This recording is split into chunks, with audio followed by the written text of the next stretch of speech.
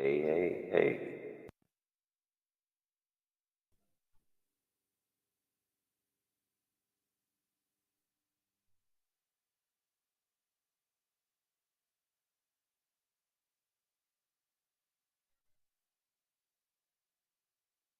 What's going on? Shoot, I need to pin the link. Let's see if we can meet a new friend. Y'all, let's see if we can meet us a new friend. Oh, man.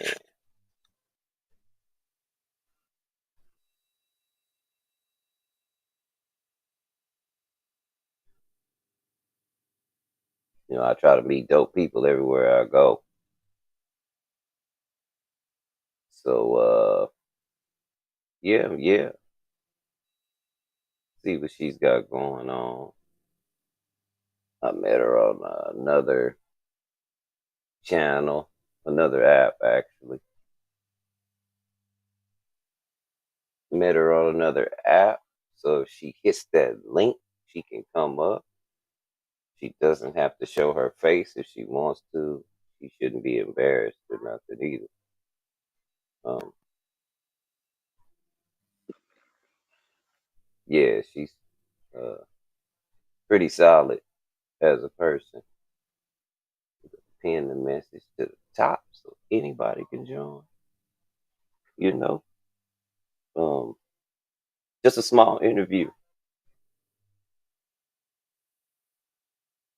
That's all.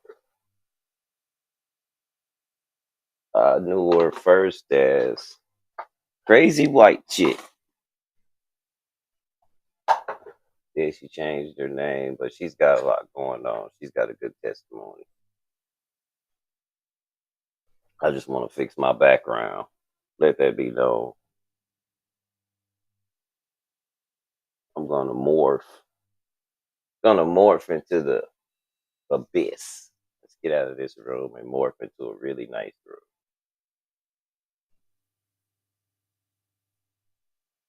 Matter of fact,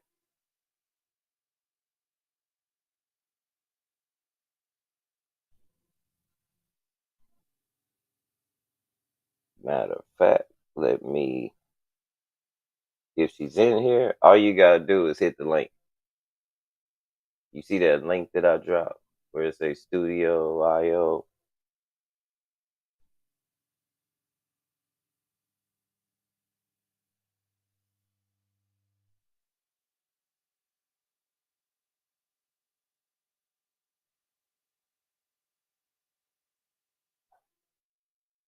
and you too shall morph into the abyss. Uh, voila! Hey y'all, how we doing? Let me see if she comes on in. I just find this person very interesting. Pretty dope person.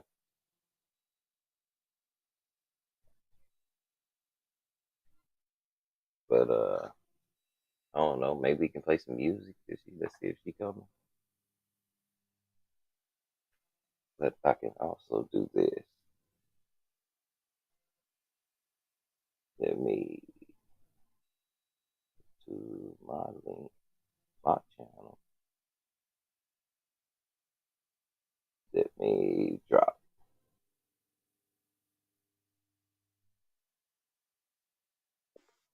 Uh-oh. We got a hot one. We got a hot one. I think that's her. Uh-oh. Hey there. I don't know if I can get my camera to go the right way. How There. you doing? Good. How are you doing, King? I'm good. I'm good. Yeah, I've been busy the last couple of days just networking and stuff, but I finally got like 6 hours of sleep last night, so I'm a little refreshed now. Uh, I know you're busy on the app. Yeah, I don't work, so I mean I'm on there as my job, you know what I mean? I'm promoting Yeah, my nonprofit and all my links, so that's what I wanted to introduce you. Um, that's what I wanted to interview you about all hmm everything you got going on. Yeah, of course. Well, I'm happy to share my story. I appreciate, you becoming a platform to share as well. Like, it's nice to have the interviews and the option to collaborate with people. Always happy to work together. Already, already. So, faith-based hip hop. Hmm. What are your? Introduce yourself. Matter of fact, give us the intro. Um, Faith-based hip hop is our sorry, there's a little bit of echo. Um, is our entertainment company. We do Christian and Muslim hip hop with like churches, universities, community events, anything that's for the families. We'll do birthday parties and all that too. But we just kind of use it to plug in our artists that we work with. We work with about 30 artists across the nation. I mean, a couple of them are in Africa too, like African fusion. And we just basically use the hip hop money that we make, and collectively our artists help pour into it too. We pay into Families First USA, which is the nonprofit to help build sustainable resource centers throughout the country, especially for the youth. But we do a multicultural children's museum. And right now we're working on one here in Federal Way, Washington, which is going to be the Oz versus Wakanda museum.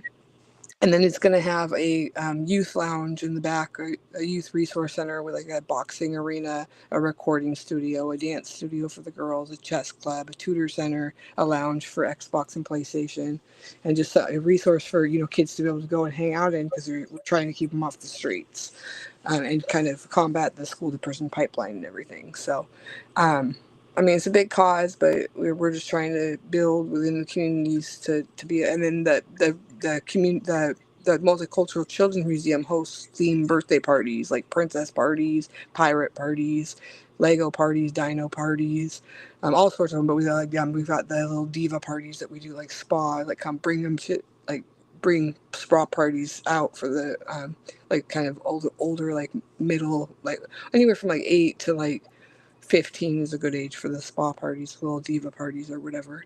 But we just use that. Our parties usually are about $1,500 for the whole thing with all the costumes and the decorations and all that, the food and everything.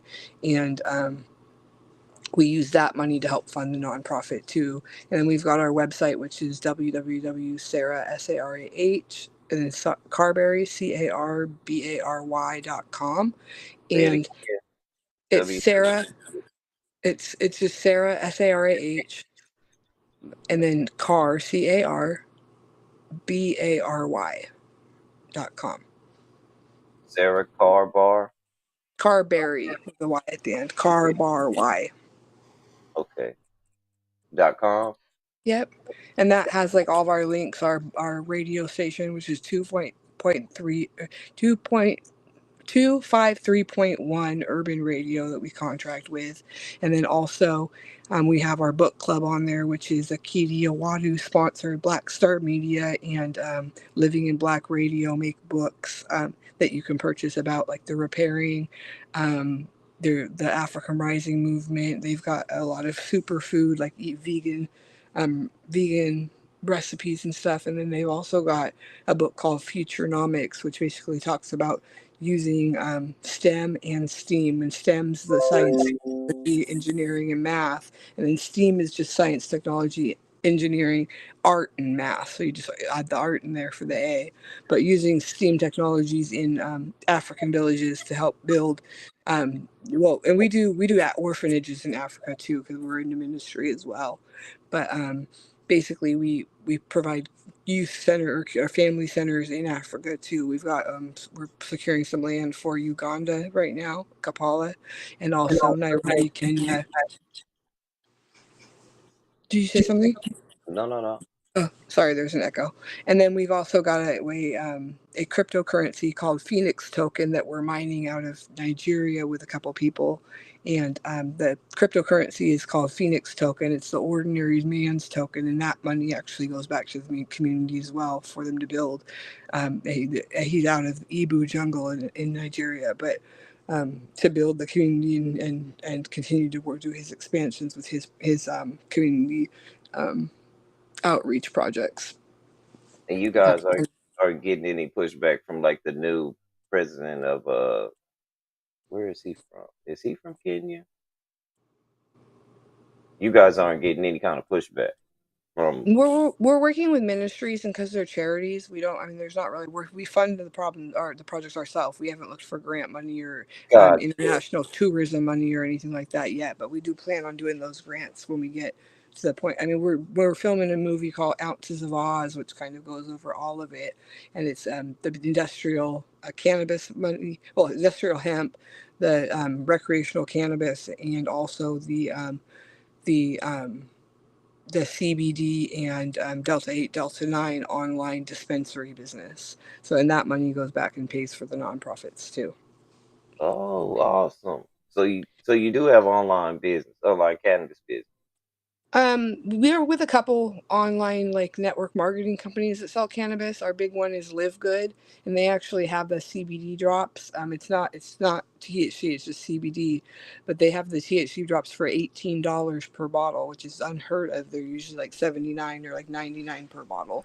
So Live Good's got vitamins and supplements too. They have CMOS. They've got their CMOS. I don't know exactly how much it is because I haven't ordered it, but they've got the 895 magnesium, and they've got a multivitamin for like I think it's like 9.95 or 14.95 or something like that for the multivitamin with iron in it for women, and they've got a men's blend too, and they just came out with a gummy for the kids too. But they've got like 50 products. They're just kind of starting to get um, a really big start on the network marketing industry because they're very inexpensive to be part of. They're like $49 to start, and then like $10 a month to be part of for their websites and everything. So it's a pretty economical business to get into.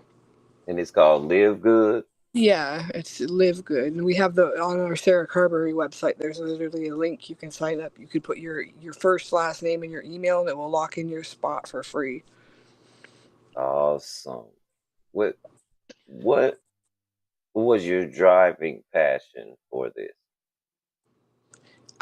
Well, really, I started Families First USA about 13 years ago when me and my ex were going through custody court, and I was trying to find an outlet for my mind so I didn't go crazy while my ex had my kids and stuff.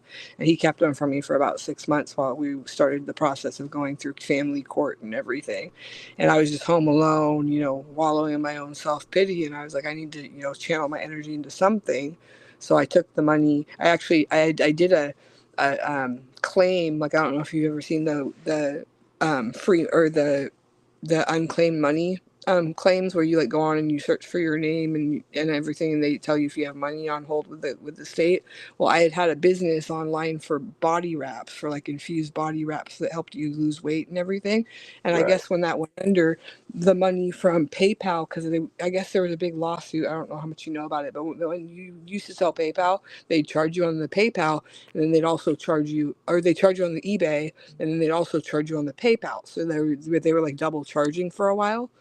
And when they went through that, they like refunded everybody their money that was supposed to be like, because it wasn't supposed to be both. It was supposed to be you pay one and then, but they had both platforms you hit through. So they'd take their percentages from both of them.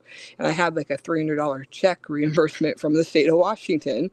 So I just used that money to go on Swift filing and set up the nonprofit and everything. And it just asks for, plug and play. You just put all your board member information in there and they write all the bylaws for you and give you the whole nonprofit basically. So that was kind of me reinvesting my Uh, unclaimed What money into what was that called? the business for the unclaimed money or Swift filing. Swift filing. Okay. It is, I believe it's SYW or SWYFT filing, but you can Google it. I haven't been on there in a couple of years, but they're pretty inexpensive. That's I looked at like there was another what's the instant legal or something like that they have a website too, but I Swift filing was more economical for the nonprofits, and it gave me a 501c3 status. So Awesome. sorry, I'm trying to hold up the phone. It's weird. um She said yeah, it's weird. it's weird because I'm trying to hold it at an angle that you can see me, but anywhere I hold it I'm like in a You weird don't spot. you don't necessarily have, you can be you can be the avatar. Yeah, I get it. It's okay. But I'm nice for people to see my face and actually know that I'm who I am, who I He's say I am. actually, yeah. It's a little more personal. So, well, because I don't have a large following like that anymore. Right. Sometimes I just feel like I've been shadow banned. Yeah. Well, and when you So, have controversial topics, it's very easy to get those stricken from the internet. So when you start yeah, talking, Sumerian and Anunnaki and all that, like yeah. Illuminati and all that, they don't really want to put that out in the general No. public. So, yeah. So, but there's a bunch of avenues and a bunch of people that are have the same. You guys are parallel in things that you were. Futurists, Yeah, mastermind collaborators, futurenomics. yeah. Yeah. Because it seems that people are getting tired. I don't think they're waking up. I just think they're getting tired of Well, everything it's that's going hard. It's hard to spend all this time because I've literally been working on the websites for 23 years now. I've owned those websites and I'm just now starting to attach them to the Instagram accounts. You know what I mean? I've owned them, but I didn't have them directed towards anything. I just saved them because I knew I was going to use them for my marketing and everything. So, I mean, that's like families first, or improve America's health, improve America's wealth, America saves. A bunch of other ones. I've got like expand my business, small business spotlights. There's a couple other ones, but anyone that wants information about it can just hit me up um, on Instagram.com/, faith-based hip hop and just send me a message and I'll send you my links to everything and we can collaborate.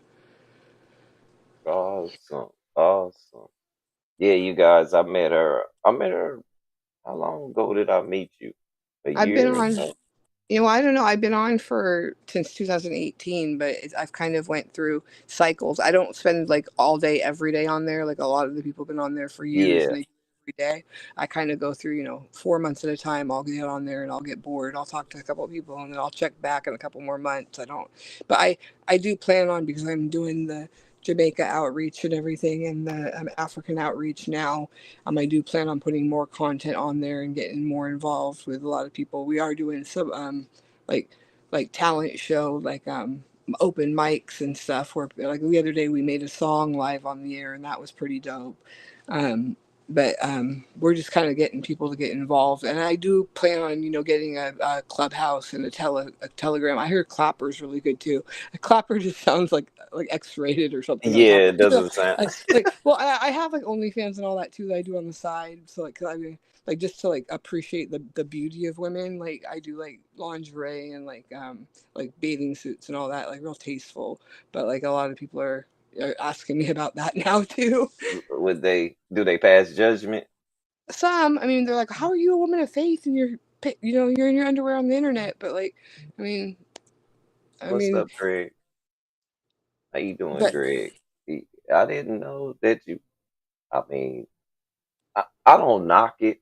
right. I'm a man. I think Hmm. that most of us men get upset because we can't really compete with women when it comes to like that kind of Yeah. Well, the part woman that body is that so part of beautiful. social It's like the media. muse, you know what I mean? Like I mean, you just Yeah, and men are attractive a lot of the time too, but like the woman's body and like the Eve gene and like everything that's harnessed through the power of a woman is just so beautiful. Or the like just even the power of the womb, you know what I mean? Creating a new human is just like, and then I mean our power to be able to connect together too, and like I just meet up. I've got some really phenomenal like I work with out here in Seattle. There's a girl named the Sexy Chef, and it's XXXY for uh her. huh. But she's a best friend of mine. She's doing a lot of online work too, but she's literally doing like custom celebrity meals for like $1,000 per meal and stuff, and it's getting pretty big. So I'm excited to grow my audience. I mean, I don't really do a lot of the cooking, even though I do have my Improve America's Health website has a lot of recipes on it and like pictures of food and stuff. But I haven't done any live cooking yet. Well, my bro on here that I'm really close to, Mm-hmm. he does the same thing. He Mm-hmm. does. He's a chef and he does Yeah. catering. Yeah. So And yeah, and man. especially in the like cooking industry too, like the marijuana infused food is a real big one right now too, where you can put on like the events with infused food or there's all sorts of stuff you can do. But I I mean that's a fun one to get into too, and the money's pretty good when it's getting the industry kind of going. You don't have to be a state licensed holder to be able to put and in some states it depends on what state you live in, but you don't have to be I think it's like 504 certificate holder or whatever for the marijuana license or whatever. But you don't have to be that if you're a cook. You're just making people meals with it. Yeah, but you're on the West Coast. The laws are a lot more lenient, right? Well, yeah, Seattle was, the second place to even that. I've been a medical marijuana recipient since I was 18. So, I mean, I turned 18 like in 2002. So I've got kind of a head start on the industry. But Okay. See, down here in Texas, not so friendly. it's Yeah. legal there now, though, isn't it? It's like, No, oh, no, it's not. Okay. I thought it was. I thought they it'll. went, It yeah. might not ever be. It just Yeah. might not ever. Louisiana is one of those states they won't even let you sell CBD there. It's crazy. Like I don't really. It's kind of discouraging that they have these, local governments that want nothing to do with it. I don't. The city I live in, Federal Way, Washington, doesn't have any dispensaries here, but literally, like on the other side of the border, there's Tacoma, and they've got them there. So it's like you just drive 20 minutes to pick it up. Got you. Got you. But yeah, the West Coast is just a little bit more friendly. Had Yeah, no clue you was on the West Coast though. yeah. Why did I think you was on the East Coast? My ex is from New York, so there's a lot of connections that he has. He goes by New York too. So and the trap. That's his Instagram. In the trap? It's called Da Trap, DRTRAPX. The Trap X is. Oh, okay. So hold on. I take it that your ex, I ain't gonna say he's not white, but He's from the Caribbean. He was born in New York in Brooklyn or in Queens, New York, and then he was raised in St. Croix in the Virgin Islands. And St. Croix is one of the U.S. Virgin Islands. got you. So No, my I just kids. wouldn't think of anybody named the trap. You get what I'm Well, he's an artist. He runs Blunted Entertainment with his friends, and then he also runs I Archangel. He's rapped under the name Archangel for the last 30 years. So he's got some more cautious rap from the beginning of it. But now he's like, I'm the plug, got 10 bricks. You know what I mean? Like Yeah, that's why I don't really promote his music a whole lot unless it's either EDM music or like he's got one song that's Dear Mama, or not Dear Mama, Mama Rose, which is the Mama didn't mean to make you cry. He yeah. he sampled that on his track and everything, and it's not a bad one. I've shared that one before, but um, and he actually just started recording with my daughters too. My daughters have a couple songs out as well. They've got a little fast spin where they're like, "I'm fast when I spin. I'm fast when I spin. You're last and I win." Oh, And they're like 10 and 12, so it's cute that they have their little raps online. yeah. That is dope. Why that? See, but that doesn't make. I don't understand why y'all couldn't make it. If y'all are both artists, did the We artist? do make it. He makes like 30,000 a month. I make about 10. Like I'm doing okay. No, no, that's not what I'm saying. I'm Oh, talking about together, you be mean? together. Well, because Yeah, he wanted to bring other women into it and be in the streets all day and everything, and I got sick of all that. I didn't want to be. I mean, I don't want to be committed to somebody that's not building an empire. You know what I mean? And all of his money was going back to hanging out in Vegas and getting call girls and all that stuff. And to me, like I'd rather put that money into buying houses. And I mean, we have a house in Miami, in Miramar, Florida, a house in Hearst, Texas, the house in the Virgin Islands, the house in Seattle, and then my new house is going to be in Vegas. So I mean, my kids have a trust for all that, but like he's not the kind of partner I need. He's a really good dad, but he's not partnership material. We were together for 13 years. We tried to make it, you know what I mean? We lived through fidelity and all that, but at a certain point, if it keeps happening, I'm not going to waste my time. got you. No, it's refreshing to see somebody. One thing about it, you never change. Or Yeah. how can I say? It? A lot of women that date men like that, they become another version of themselves in order to fit the Hmm. dynamic. Does that make sense? Yeah, I And I understand.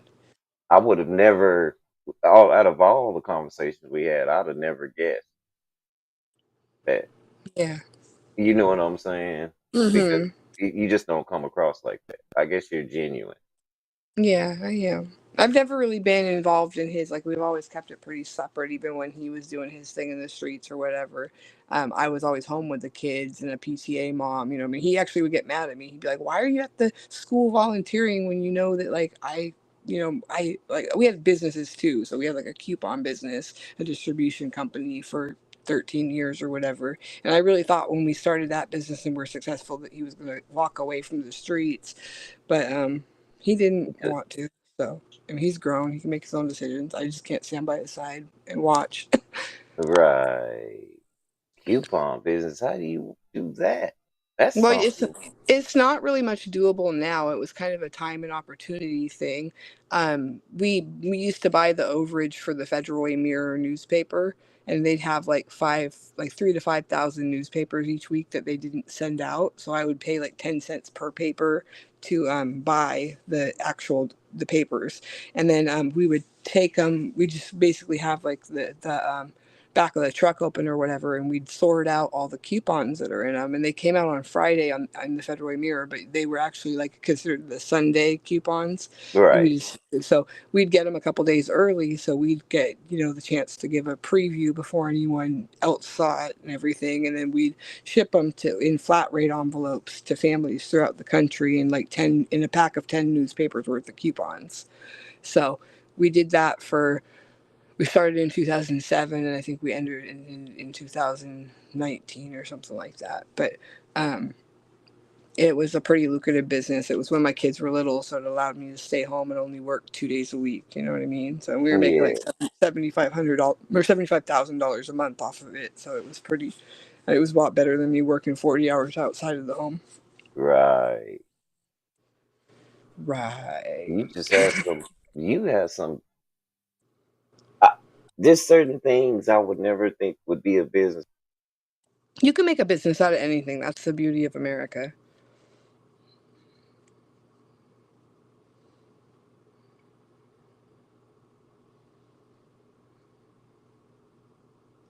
Yeah. When you said, I'm sorry about that. You're When you fine. said that, that just made me go, hold on, wait a minute. How did they? What?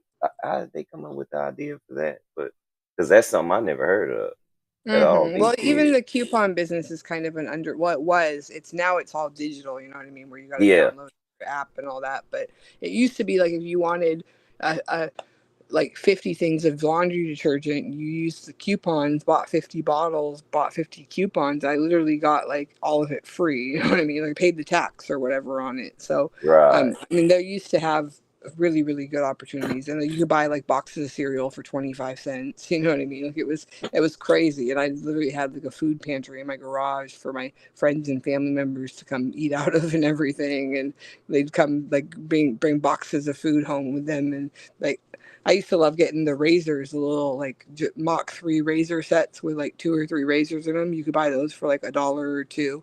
And my dad used to always like be like, I need new razors. So I'd send him home with 10 of them. You know what I mean? Like, Yeah. but everything's pretty much got a cycle on it that it's going to be at its lowest price once every 3 months. So you just kind of wait for it to go to its lowest price, and then you put the coupon on top of the lowest price, and then you kind of have a price chart of when you want to stock up and stuff. So I mean, definitely it's just retraining your mind on how to buy. Buy when it's on sale, and then you don't have to buy for months when it isn't on sale. It's not right. Man, I knew you were deep. I just didn't know you were that deep. Yeah. Well, and that's actually when I came up with like my plan for like America to like be able to, because I even during the coupon industry days when we did it, it was during the recession of like or the housing market collapse and everything. The first in like 2000, I think it's 2006 to 2008 that the mortgage industry collapsed or whatever. But Right. they like everyone was contacting us and they're like, we can't afford food and we need to learn how to coupon and all this. And I was even why I started couponing was out of necessity because my ex had went to jail for 2.5 years, and while he was in jail I had food stamps and everything, but I was trying to make those last as much as possible. And I just started. My sister taught me how to start doing the coupon stuff, so I kind of got on and learned about it. There's a coupon lady out of Idaho called Crazy Coupon Lady that you can go to her website and she'll even tell you what stores to shop at, what coupons to use with them, and everything. So, I mean, it is definitely something that's not really hard to do if you research it a little bit. Yeah, but I think we'll probably end up going back to that standard now, the way everybody's complaining about Yeah, food cost of prices. living prices, yeah, and the eggs and all that. I mean, chicken's gonna be crazy too. Like the actual meat of chicken will be That's ridiculous what I here was in a about couple to months. say. But well, one thing about living in the rural South, we don't Hmm. really have that problem yet. Yeah, that's Does that good. make sense? Because we have a bunch of egg farmers and chicken Right. houses around. So Hmm. it would do them no good to try to raise our egg price. We just wouldn't go there. We Right. go around the corner.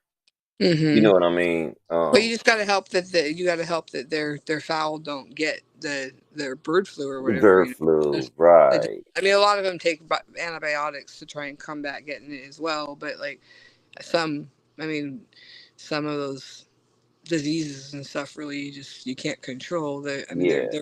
they're made to be the um they're made to be the famine of the world or whatever. So. But well the people I've been dealing with, they've been doing it for so long. I think Hmm. they're pretty experienced. You get Hmm. what I'm saying? Bird flu is not really a new thing either. You know what I mean? It's been No, been no. around. Avian flu or whatever's been around for 15 years at I was least. gonna say at least. Yeah. Um, They did say that there were some transmissions from bird to cow though, which was kind of weird. Like they were saying that it might transmit to, or not transmit, but like infect the human population too. But I don't know. I'm not really scared of a whole lot of even when COVID was going around. I mean, I just basically stayed home and I like stayed to myself and stuff for a while. You know what I mean? I didn't really. I wasn't. I wore the mask at work and everything, and I put sanitizer on my hands. But I've always been one to wash my hands a lot, so I don't really tend to get sick as much as some people. got you. You My mom was a yeah. nurse, and she was really health conscious too. So my sisters are nurses, so I've always followed a What's pretty. what's up, New York Beast? I don't know. Beast was on the app for a while, Yeah, but I I think I don't think met him he ever. before. Huh? You I think I met. ran into him? No, I think yeah. Yeah. Okay. My ex is from New York, so like anyone in New York, I always have connections there too. Just because like with family, we've got a lot of family out there still, mostly in Flatbush. I got. I don't know if you remember her from the app Beast, but she was when I first met her. Her name was Crazy No, White it Chick. wasn't.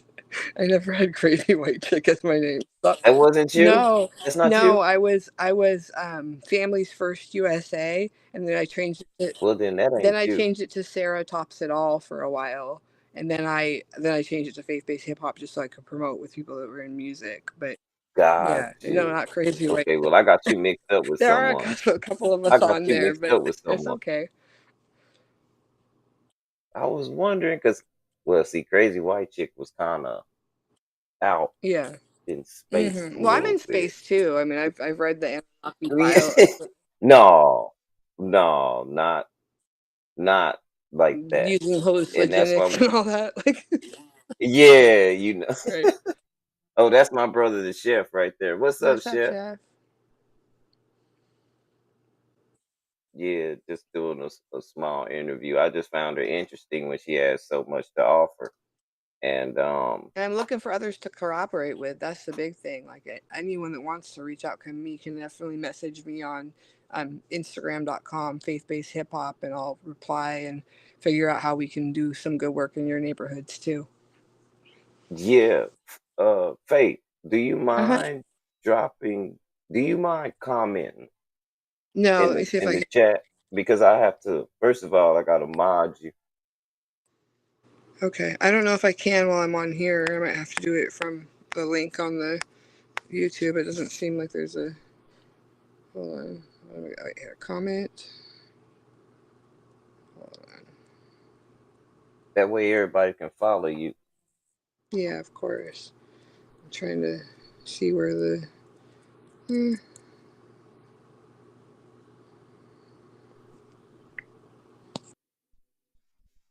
Cause me, that's all I ever wanted to really be was the promotion. Oh, she'll be back. All I ever really wanted to be was a promotion guy. I like seeing people do good. That's just a passion of mine. If you got a mission and I can play some kind of way and fit the pieces to the puzzle to make the perfect picture, I'm there. I don't know. I just get an internal joy out of that.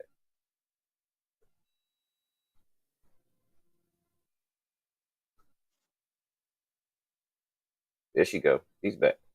Sorry, I tried to make a comment and it kicked me out of the video or whatever. So I haven't used No, I know Reset what to yet. do. Don't worry about it. I got Okay. you. Okay. I Thank think you. let me see I gotta let me see if I can go to your channel. Mhm. It's just families first. It's FAMILIES, and then That's the YouTube channel. one STUSA. Yeah, Families first. USA. And that should give you the. And my daughters have one too, but I usually try to promote everything through the families first one. No, I think I know where. Hold on. I think I know what I'm gonna do. It won't let you comment. You don't have a No, section on your phone where it says I'm looking. I don't see the option. It lets me scroll down the comments and read them, but it doesn't say like add comment or anything. it doesn't let you private chat.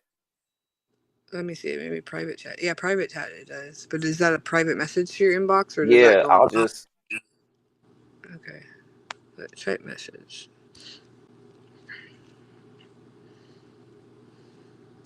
because hopefully I can go to your link from the private talk after you comment on it.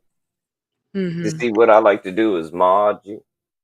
That way, whenever you come in, anybody that the mods they have special rights where they can go straight to your channel and sub.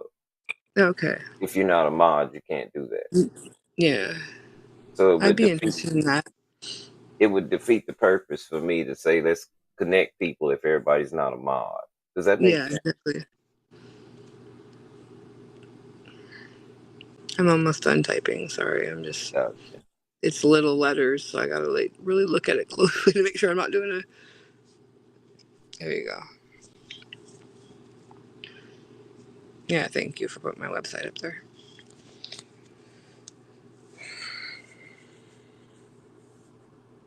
And a little bit about my family history. I'm from Linwood, Washington. My dad was from Massachusetts. Well, they're Black Irish and Nova Scotian as well. Like history wise, they have a Carberry castle in Ireland and Scotland and everything. And it's Carbury for the castles because when they immigrated or whatever, they changed the spelling of the name, but it's still the same like variation of the same last name. So, anyways, and then my dad was born in Boston, but his family actually migrated to Seattle during the gold rush in like 49. And they bought a house in Linwood, Washington, which was all like farmland at the time, like all egg farms mostly. And they built a custom house because he actually, my grandpa Clarence Thomas Carberry was the engineer that built the drill for titanium for Boeing airplanes. So Really?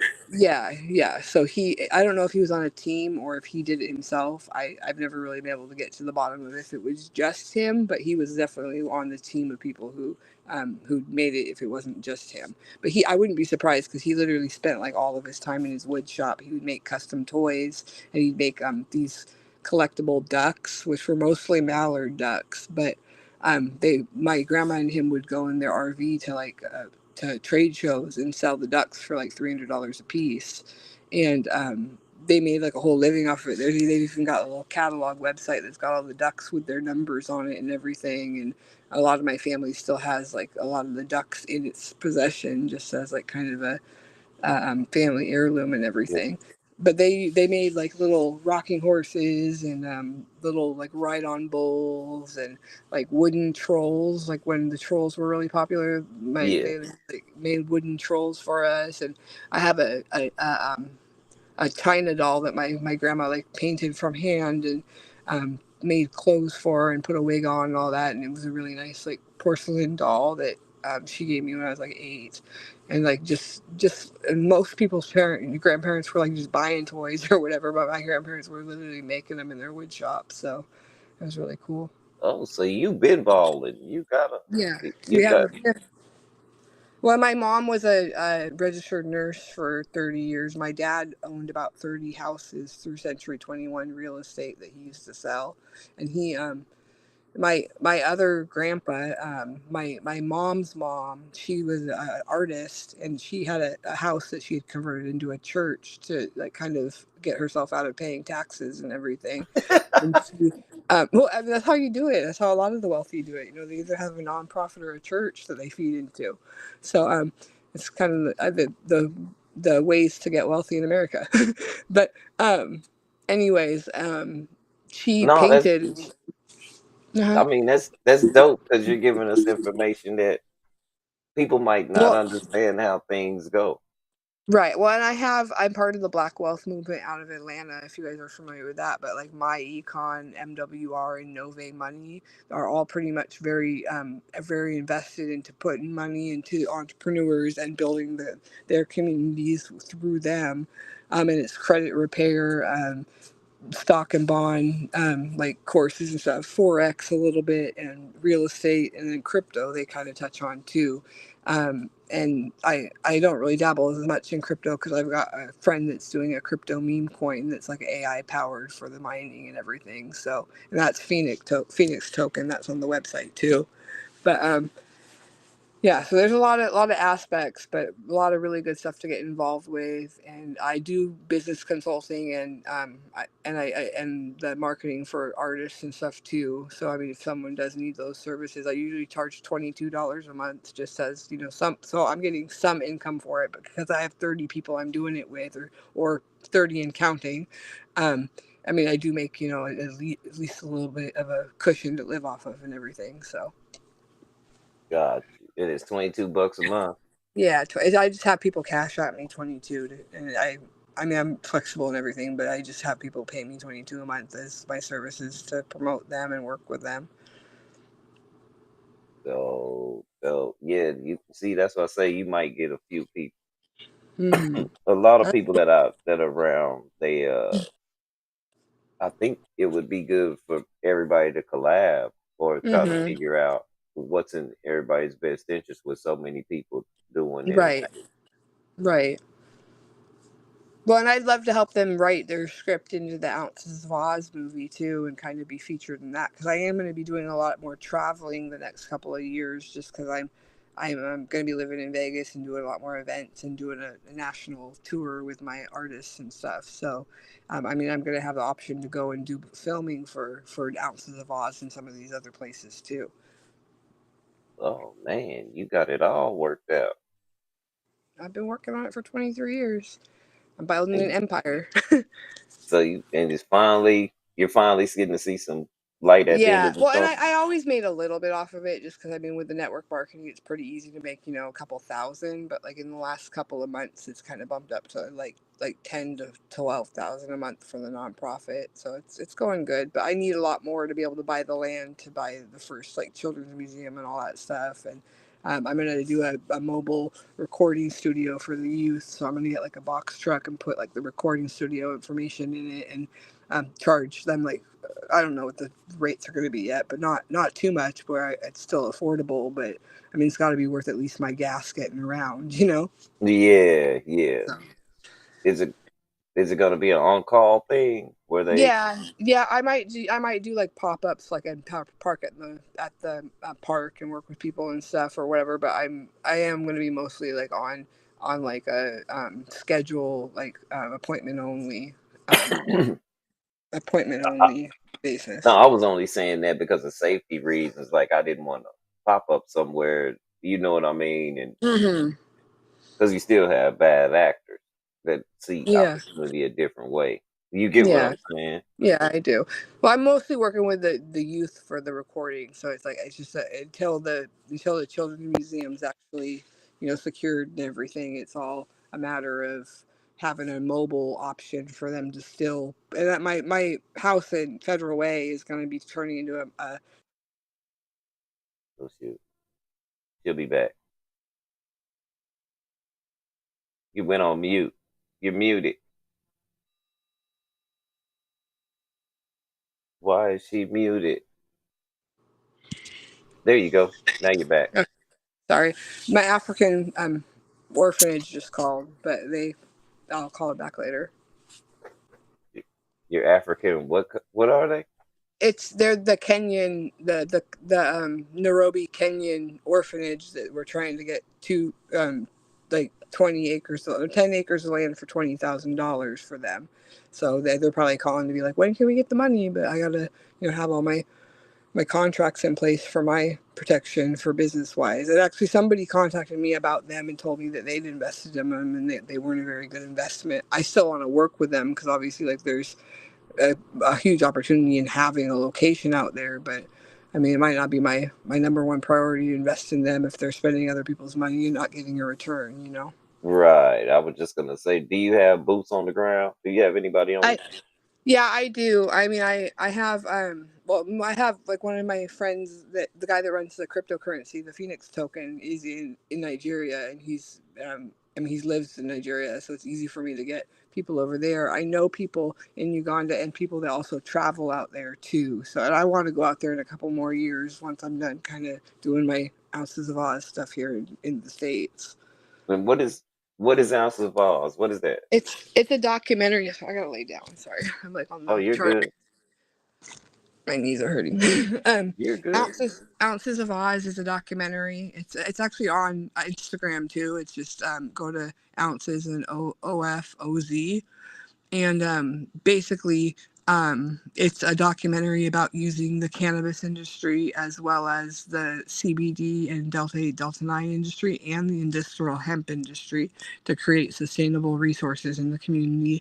And then I've got Whiz Kids of Oz, which is our school program, which is like plugging into the schools and having those programs help fund some of the youth groups and sports teams and stuff like that too.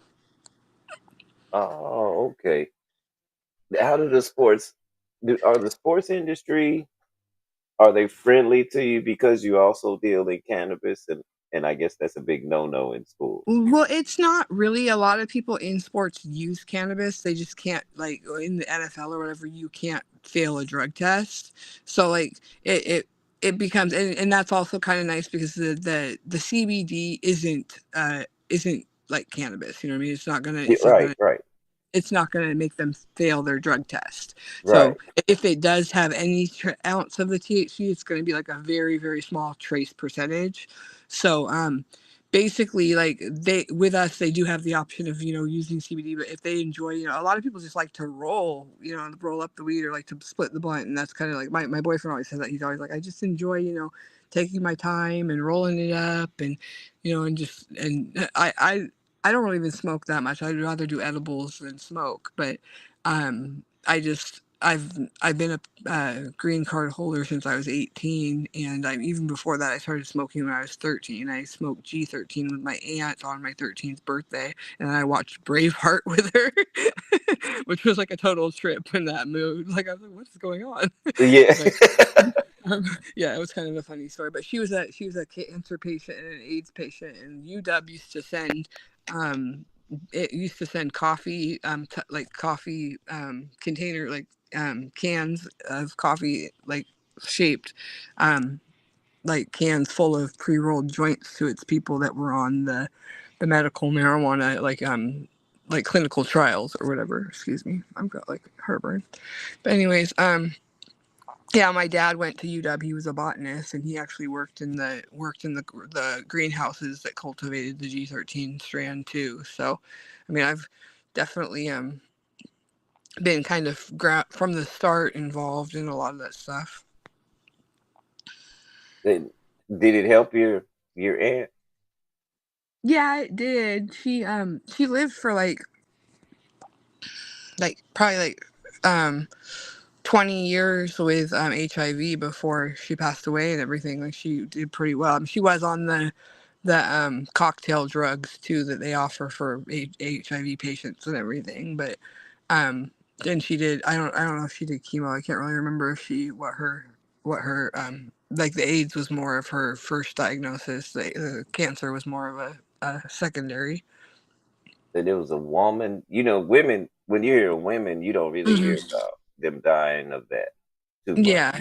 Well, and You- yeah, her name was Colleen Peterson, but that was, yeah, my aunt from, she used to live on the bottom half of our house because we had a really nice house. It was a big house with because I had 11 brothers and sisters too. So we all grew up in the big house with 7 bedrooms. And then we had the mother-in-law apartment that my parents would rent out. And for a while there, they were renting to my aunt. And we would like go down and watch TV with her because we didn't have cable TV.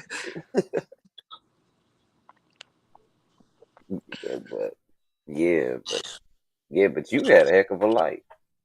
Yeah, I've had a good. I'm blessed. Like, I mean, I was raised Mormon, so like I was always pretty protected and sheltered. But like I kind of did my own thing and wild out kind of young, anyways. Um, but I mean, I have my parents like don't drink, they don't smoke. They're very like business oriented and everything. They taught me a lot. So.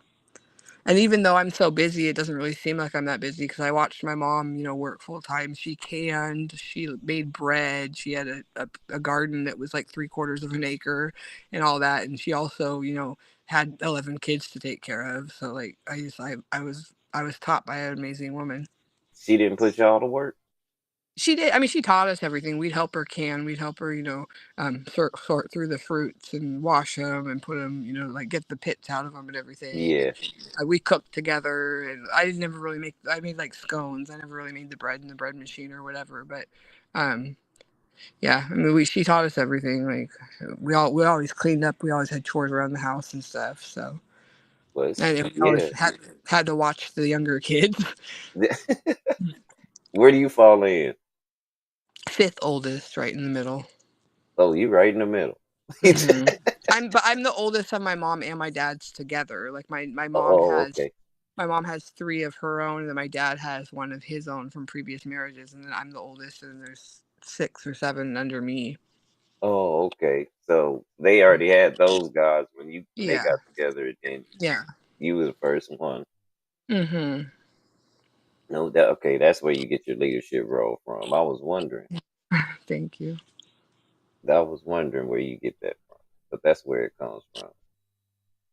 You were like the new beginning. I've always been very headstrong. I started working when I was 14 as a call center representative for Trend West Resorts, which is now Wyndham Resorts, I believe, which is like the biggest resort company in the world. But Yeah. besides like Disney and there's a couple other ones, but they were like the ones to spearhead like basically using your weeks of timeshare for points to use or whatever, like exchange points, so that they were kind of.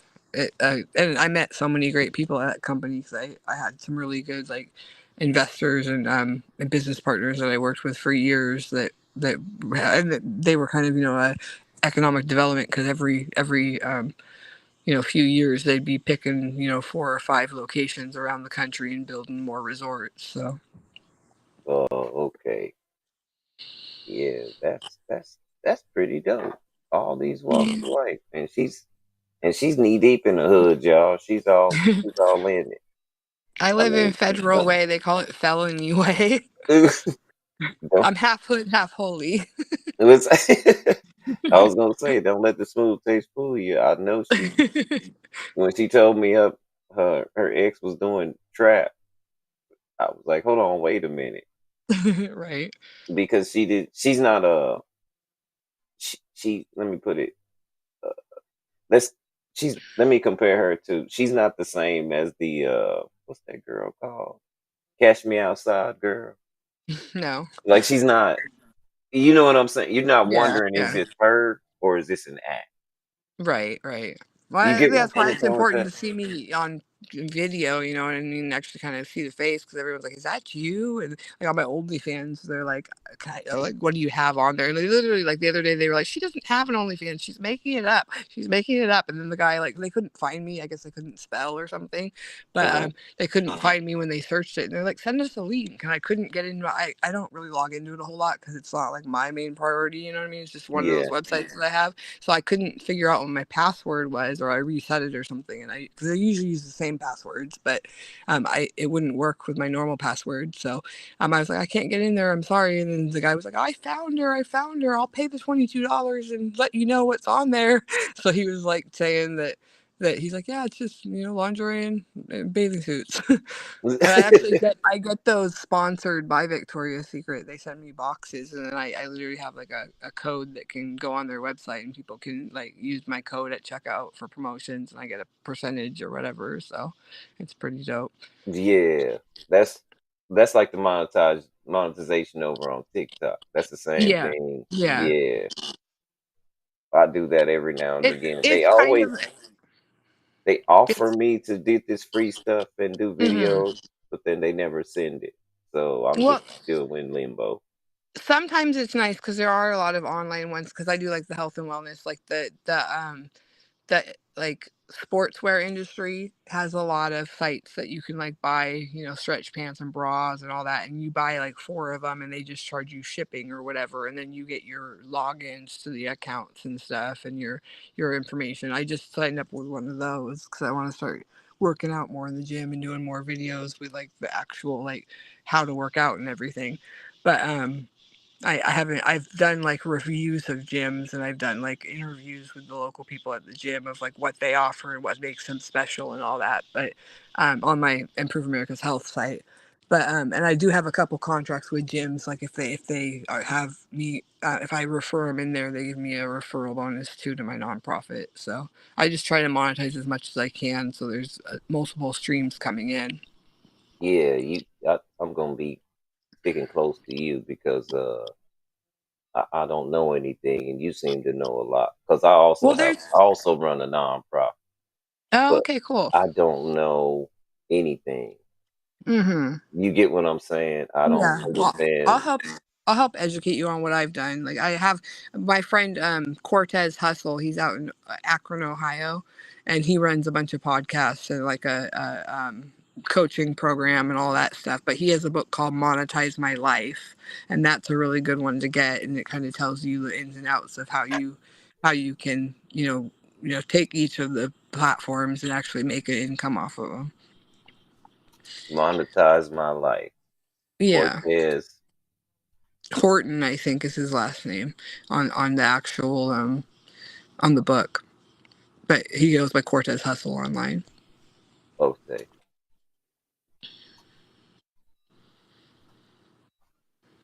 Uh-oh, he's on LinkedIn, Amazon Music, Apple Podcast, Player FM. So this is also a what do we call that? He's a wealth building network marketing for he's I think in my econ with me. I might be in Nove Money too, but he's one of my business associates that I've met over the years. So you can also listen to him. It's a Hmm. digitized. Yeah, All right. he podcasts like every day. So I mean, he's a pretty good walking the way of life instead of just talking about it. Yeah, yeah. And he's always like super friendly and responds and like is happy to help people, but he does have his coaching and like his online university stuff that he like tries to promote and stuff too. So Are you the one that also deals with apparel of somebody that in sports? um I used to date Big Meech's nephew, who's Quentin Lavelle Trotman, for 7 years, and like we were like trying to build a life together or whatever, but I found out he was married to someone else, so I left him. he was he had uncensored teas, so like UNSINSORED teas.com, and it Yeah. was we made custom print like t-shirts and apparel for other people, and that was kind of our main income was taking custom orders and fulfilling them. But there are some shirts on there that we sold. And he had a couple he did like the Parts of You campaign where he had like this hoodie that said Parts of You, and then it was donated to get real estate in Detroit. And yeah, but there's I have my own shirt that I kind of marketed around for a little while that says Shaping the Future the Federal Way, and then it's got the different um entertainment companies that I work with, which is Favored and Fearless and Real Motivation Entertainment, and then my faith-based hip hop stuff. But um I had that on the back of the shirt with a bunch of other logos. There's a couple other entertainment companies and like the what's it called? There's a recording studio down the road from me that's Pyramid Music Group. They were on there. We had the Federal Way Youth Action Team on there. We tried to get the city involved in everything, but they weren't even trying to hear what we had to say. It was kind of ridiculous. Well, They'll hear it when I'm mayor. I'll just make the choice. but no, I didn't see you learned a lot about people. I didn't know. Speaking of Hmm. Meech, because my brother just had a show over Meech, and he was He wondering. just came out here a couple weeks ago too. He did a birthday bash for my friend DJ Hove, who he was here maybe like in the beginning of February, end of January. Yeah, he's 50 Cent is kind of mad at him right now. Yeah, they got their little beef. I heard 50 say that he doesn't mess with him because he sleeps with men, but I was like, whoa, that's kind of allegations that I mean he was in jail for a long time, but that was kind of a I don't Yeah, know if that's true, but 50 doesn't like Rick Ross at I don't all. really know. I don't really know a whole lot about Rick Ross. I like 50 Cent obviously just because I listened to him growing up and everything, and he was a real just because he's been able to enterprise his stuff so well and everything. But I Right. don't know a whole lot about Rick Ross. I've listened to him give some financial advice in the past and stuff, but I don't even listen to his music or anything, so I don't know the beef. But you could tell me about it if. Well, nobody knows. I don't know the beef either. I just Mm. know that Meech's daughter, no, Meech's son is dating Rick Ross's daughter, and I guess They they did got a for a video while. I don't together. know if they still do, but I saw like little pictures of them going to like prom together and everything. Like I posted a video of it when I saw it because I had no idea either. But there were some pictures that went around and it was a long video, so they must have been together for some time because they had like literally like different events that they went to, and it was like probably like 20 or 30 different pictures of them in in formal wear and everything. So Well, um yeah, I 50's did. he's like a jealous cat because I guess he's funding uh BMF Well, series. he wrote the series too, and then he put Little Meech through acting school so he could be the actor, like the main actor or whatever. So I mean, he Right. put a lot of energy into, and I guess it's like on his last season they're saying too. So it's It kind of is. like I haven't watched it. I watched the first season or whatever, but I didn't even watch the second season. I attempted to start watching it and I was like, this is boring. But I learned a little bit though. Like I mean I learned about like Wait, the it might be boring to you because you was dating the guy that was in it. So you're well, like, just he wasn't in the streets. He was a nuclear technician or a computer engineer for Microsoft, and I mean, even though he had the BMF tattoos and like the jewelry and everything, he wasn't well. Besides like distributing marijuana, like he wasn't into like the cocaine dealing he and all wasn't that. into to the Yeah, heavy part. I think his story was he got caught when he was like 15 at the airport with a little bit on him or something, and his mom put him in the military to straighten him out because his mom was a military doctor, and he was Hmm. like born in Barcelona and everything, and his dad's actually a like Mr. Universe like professional weightlifting um person too. So I mean but he told me a lot about it. He told me that basically, like, even before Meech got indicted, that he like literally gave a lot of his wealth to his wife, who owns a nonprofit, and basically just told her to hold on to it until he was ready to get out and build again, because he did a lot in the community. Oh, okay. And B said the B started when Rick Ross didn't get acknowledged by 50 Cent at an awards show. Oh, how Didn't know petty! that. How How petty! petty. That's really petty. I didn't know that. I I thought it was something bigger than that. But I did hear that. I did hear that 50 Cent's super cheap though. There was this one girl that was dating him, and she was like, I asked him for like $5,000 after dating him for 5 years to get my business started, and he basically told her no. And like, I guess he had asked for like some jewelry that he gave her back after they broke up or whatever. Like, just like, come on now, you're making like so much. Like, why are you even worried? And like, even with my ex, when we broke up, he took all my jewelry back, and like the safe with all the gold and silver and all that, like just stupid stuff. But I'm just like, man, come on now. he took it all back. Yeah, he's a bitch. He well, not really. I mean, he's a good guy, but when we were going through custody, like he literally like slit my tires so I couldn't get to custody court one morning, and then I called him and he called the police and was like, she violated the no contact order. Like, you came to my house and slit my tires, bitch ass. Like, come on now. That must have been before we had Ring cameras and stuff. I don't have ring cameras still at my house. Like, I'm pretty. I don't. I have like. I don't even have like like. I don't pay for a lot of utilities and stuff, or like subscriptions. The only one I really pay for is Apple Music. No, so you're frugal too. Yeah, I always I don't really make that much compared to, because I mean I make like 5,000 a month on my disability because of all my kid payments and everything too, and then my I get like almost $1,000 a month in food stamps, and then I get like my medical or whatever, so it's like almost 5,000. But I could work up to 20 hours a week and make more. I don't want to like sit. I worked at like a gas station for a while and at the Deseret Industry thrift stores through the Mormon Church, but that was more just to kind of get by. And now I don't really have. And when I was first starting the nonprofit, like I was paying my phone bill and my internet bill off of the nonprofit account, because like those are things that I use for it Yeah, or whatever. But that would I make sense. really I really don't have any bills. My car's paid off. My house has 150,000 left on it, and I it's worth like 700,000. So hopefully, like in the next couple of years, I'll be able to pay that off. But um, the house in Vegas is paid for. Like, the other houses are No, paid for. So it's just it's funny. This is what's funny. This is what's funny to me. This is like the best interview in the world to me because wait a minute, you guys. She was raised Mormon. yeah, LDS. I was baptized on my 8th birthday before I went to my little roller skating party with all my friends. My parents baptized me, and like my dad actually baptized me. It was kind of nice, but he like literally was the one that was in the water with me and praying over me and everything. And then I went and had my birthday party and everything. So Yeah, but to be raised Mormon and then to be faith based hip hop, you're like, hmm where did you go wrong?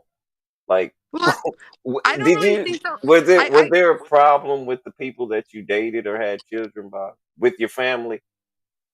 Because it my doesn't dad seem like it. my You dad don't had have some. these horror stories of y- they they told me to never come around and Well, they my dad actually had an incident with my ex-boyfriend, my kid's father, when I was like 18. I was doing his laundry because I lived in the apartment on the bottom of the house when I was older. And I was doing Ryan, my ex's laundry, and my dad got mad because I was doing his laundry because he stayed over the night or whatever. And he took his laundry and threw it in a mud puddle in the driveway. And then my dad got in his car and like ran over it and like reversed and ran over it again. And Ryan was watching it happen. You know what I mean? And it was just like, I was like, Dad, no, no. And like, it was just, it was the craziest thing. Like, my dad was like super racist. He didn't like me dating men that weren't white. And like, yeah. it was definitely, I mean, even though like Ryan wasn't the first like black man I dated or anything, so my dad kind of had time to adjust. But my parents didn't really. My mom wasn't racist; she was pretty open. But my dad didn't really accept my relationship until I started having children, and then like he had, and even that, like um, even when my kids were little, my dad had even called my kids the N word one time, and I was like, you can't do that. Like, I'm not gonna sit there and allow you won't be in my house. You know what I mean? So like, Yeah. I think he was just like because my kids were pretty bad, like they were little babies kids, but when they were little. Well, I got before I got them in sports, they had a lot of like ADD and like attention problems, and they were like getting in trouble at school. They'd bring their little like GI Joe guns to school and stuff and get like suspended, or they'd be drawing guns on their homework instead of doing their homework because they always played Call of Duty with their dad. So like yeah, it was a struggle for a couple of years there until they until I got him into martial arts and football, and then they kind of playing football for all summer for 3 hours during the summer in the hot sun or whatever kind of got them acting right, and they had to listen to their coaches and stuff. So Oh, okay. Okay. No, it's just I'm just tripping out because I this is my first time hearing Muslims saying, well, yeah, well, even I that kind I of I studied not Islam Muslim, too, like Mormon. Mormons, yeah.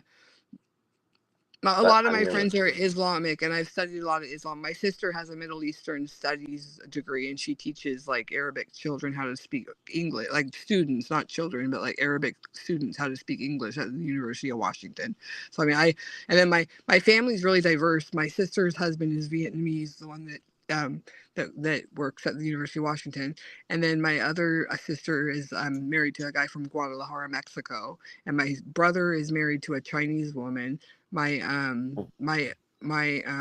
what else? I literally like have all corners of the globe. My family is you crazy. just how's that family reunion or is there a lot of Well, arguing or not really. And my brother's a drag queen in Seattle too. So like I mean there's a lot of diversity, but of the family like there's not really a whole lot of like rifts between the brothers and sisters. Like we're pretty united, and especially before my mom and dad died, like we would get together like every Sunday and have dinner and all that. And like my sister has a big farm in Olympia, Washington, where she's got a 4-acre farm, and hmm she's got cows and goats and chickens and a dog and a cat and a bunny and all this. And um, that's kind of our farm that we put money into and stuff. And she's the one paying it off. She's a registered nurse, and her husband's a tree service for the city of Tacoma or whatever. So they're doing well for themselves. But my family's all pretty established and has their act together for the most part. got you. No, it's just wonderful to see that how you accept people and you're not into division as far as a family. Because Hmm. let me be honest, my family, drag queen, kind of, they're kind of distance themselves. Yeah. That's what I'm saying, and they're not going to I be can honest I about can it. I can love him as a person without like I've never been to his shows, you know what I mean, or anything. Like I don't really and like he lived with me for a while, and like he'd like dress drag and my boys were there and stuff. My boys are like, why are you dressed like a woman? You know what I mean? Like so or why do you paint your nails? You know what I mean? But like I love my brother, and I am an ally to like the even in like Federal Way I do work with like the Gay Pride and everything organization out here, like the Federal Way Pride. But it's more of like a resource to be able to work with the community. Like I don't really care what somebody's sexual belief is. It's not really up Right? to me to say yes or no. You know what I mean? As long as they're not hitting on me and trying to turn me out, like I'm okay. Yeah. See, I'm with that. So, I'm with that. yeah. I'm with human rights. I might not Hmm. agree with what you're doing, Right. but I believe you had a right to do that as long as you're not Right. If infringing you on want to. people. Yeah. Yeah, yeah. I, I can't tell you what to do. It would be uncool of me to tell No, I don't you. put raisins in my potato salad. I make a pretty bomb potato salad, but I cook. My ex is from the Caribbean, so like I know how to cook all that Caribbean food, and like I don't really make soul food a lot just because I don't fry food usually. Like I know how to fry chicken, but I don't like usually fry because it's just not as healthy. But I mean like literally like I know how to cook pretty good, so I was taught how to use spice. Put your ancestors into it. You know what? You know what you're gonna have to do. What's that? You're gonna have to get everybody from stereo over here. I like Yeah, this I a lot will. better. Yeah, that's fine. I like the Restream platform anyways. I wanted to sign up for it. I just hadn't really got to it yet. That was my next step of because it's But like 2024 a month or whatever, but we could always just do it on yours. I'm not really tripping. yeah, for sure. No, you can. It's free. Oh, is it? Yeah. I was looking at it the other day and it said like it was like 19.99 or like 24. I can't remember for like the small package or whatever, but No, no, you don't no. have to pay for it. The initial program is free. If we want Oh, more than 6 people on the panel or more than six oh, slots on okay. the panel, Okay. well, you pay for. I used to pay for it by the year, but back Mm-hmm. then it was like $11 a month, and you got 2 months for free. Nice. Okay. Yeah, my friend who does online gaming, he told me about it. His name's Yolo Swaggy, and he does online gaming. And he told me how to do it. I actually told one of these politicians that I work with how to do it. He got on there and was doing a lot of online marketing when he was running for. He was a federal way. Tony is what he went by, but he moved to Dubai. So now I've got him living out there, which is cool because I've got some other investments in Dubai as well with like the Web 3.0 like Yeah, monetization of the social media and all that. So that's. I'll drop more information about that as we launch and stuff. Make sure you keep me in the loop because Web 3.0 is gonna take this out. I'm just Yeah, letting everybody know. it's gonna be a huge interception for everyone. I mean, it's gonna be a huge disruption to the way we know internet.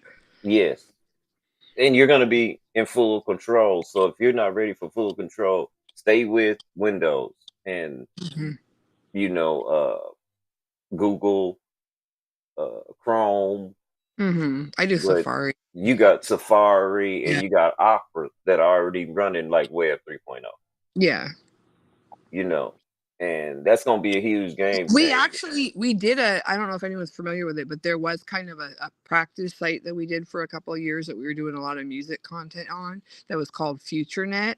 But they actually they took it down because it was a threat kind of to well, I Uh, don't know if it was just a threat, but it was SoundCloud. just no, it was FutureNet had like it had its own streaming and everything, but we were literally doing like a mansion party from the skyscrapers in Bellevue, which is where like Bill Gates lives like adjacent to Bellevue, and that's the rich city in Washington. It's across the Lake Washington from Seattle. It's like kind of the east side or whatever.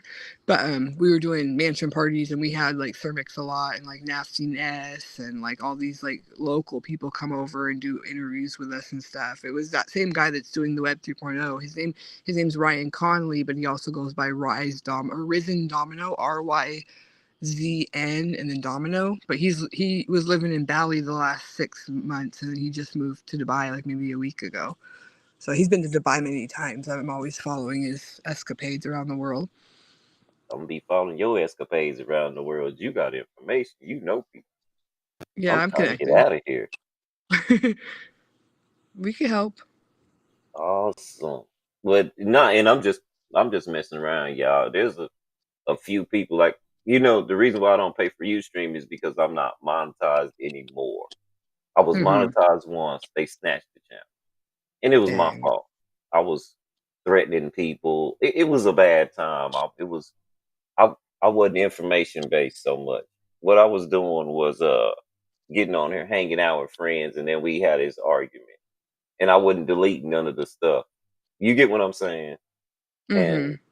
playing music and stuff. So Yeah, the music gets you in a lot of trouble because if you don't own the rights, like they have the streaming, they're like, oh well, you don't own the right. I mean, you have to say that, I guess, in a lot of the just I don't own the rights, and it doesn't. no, It you kind it, of. it wouldn't matter whether you say it or not. Um, you just can't play people's music on this platform, and Yeah. not it'll be silenced because of the Hmm. copyrights. Now, this will be a great uh show, not show, but interview because Hmm. I don't have any music playing. You get what I'm saying? It's Right. kind of Right. Just this is information. natural, y'all. I had these questions wrote down, and I've been wanting to interview someone for a long time, but everybody else is procrastinating. They Yeah. procrastinate a lot.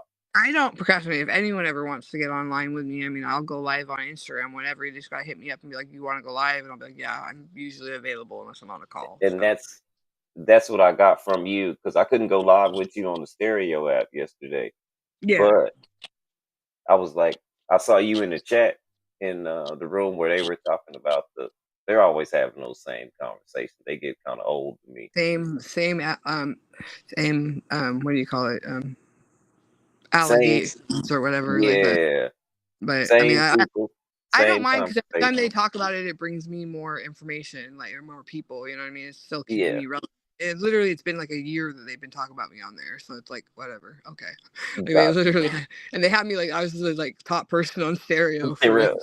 like 6 months ago. They like lit me up for like 3 weeks. Everyone was going over it, and I was like, okay, whatever. Like it's not really that big of a deal. Like, and then it wasn't me talking about it on there. It's not like I'm sitting there blabbing my mouth just to get attention. You know what I mean? Like somebody actually ran back and was like, "Did you know?"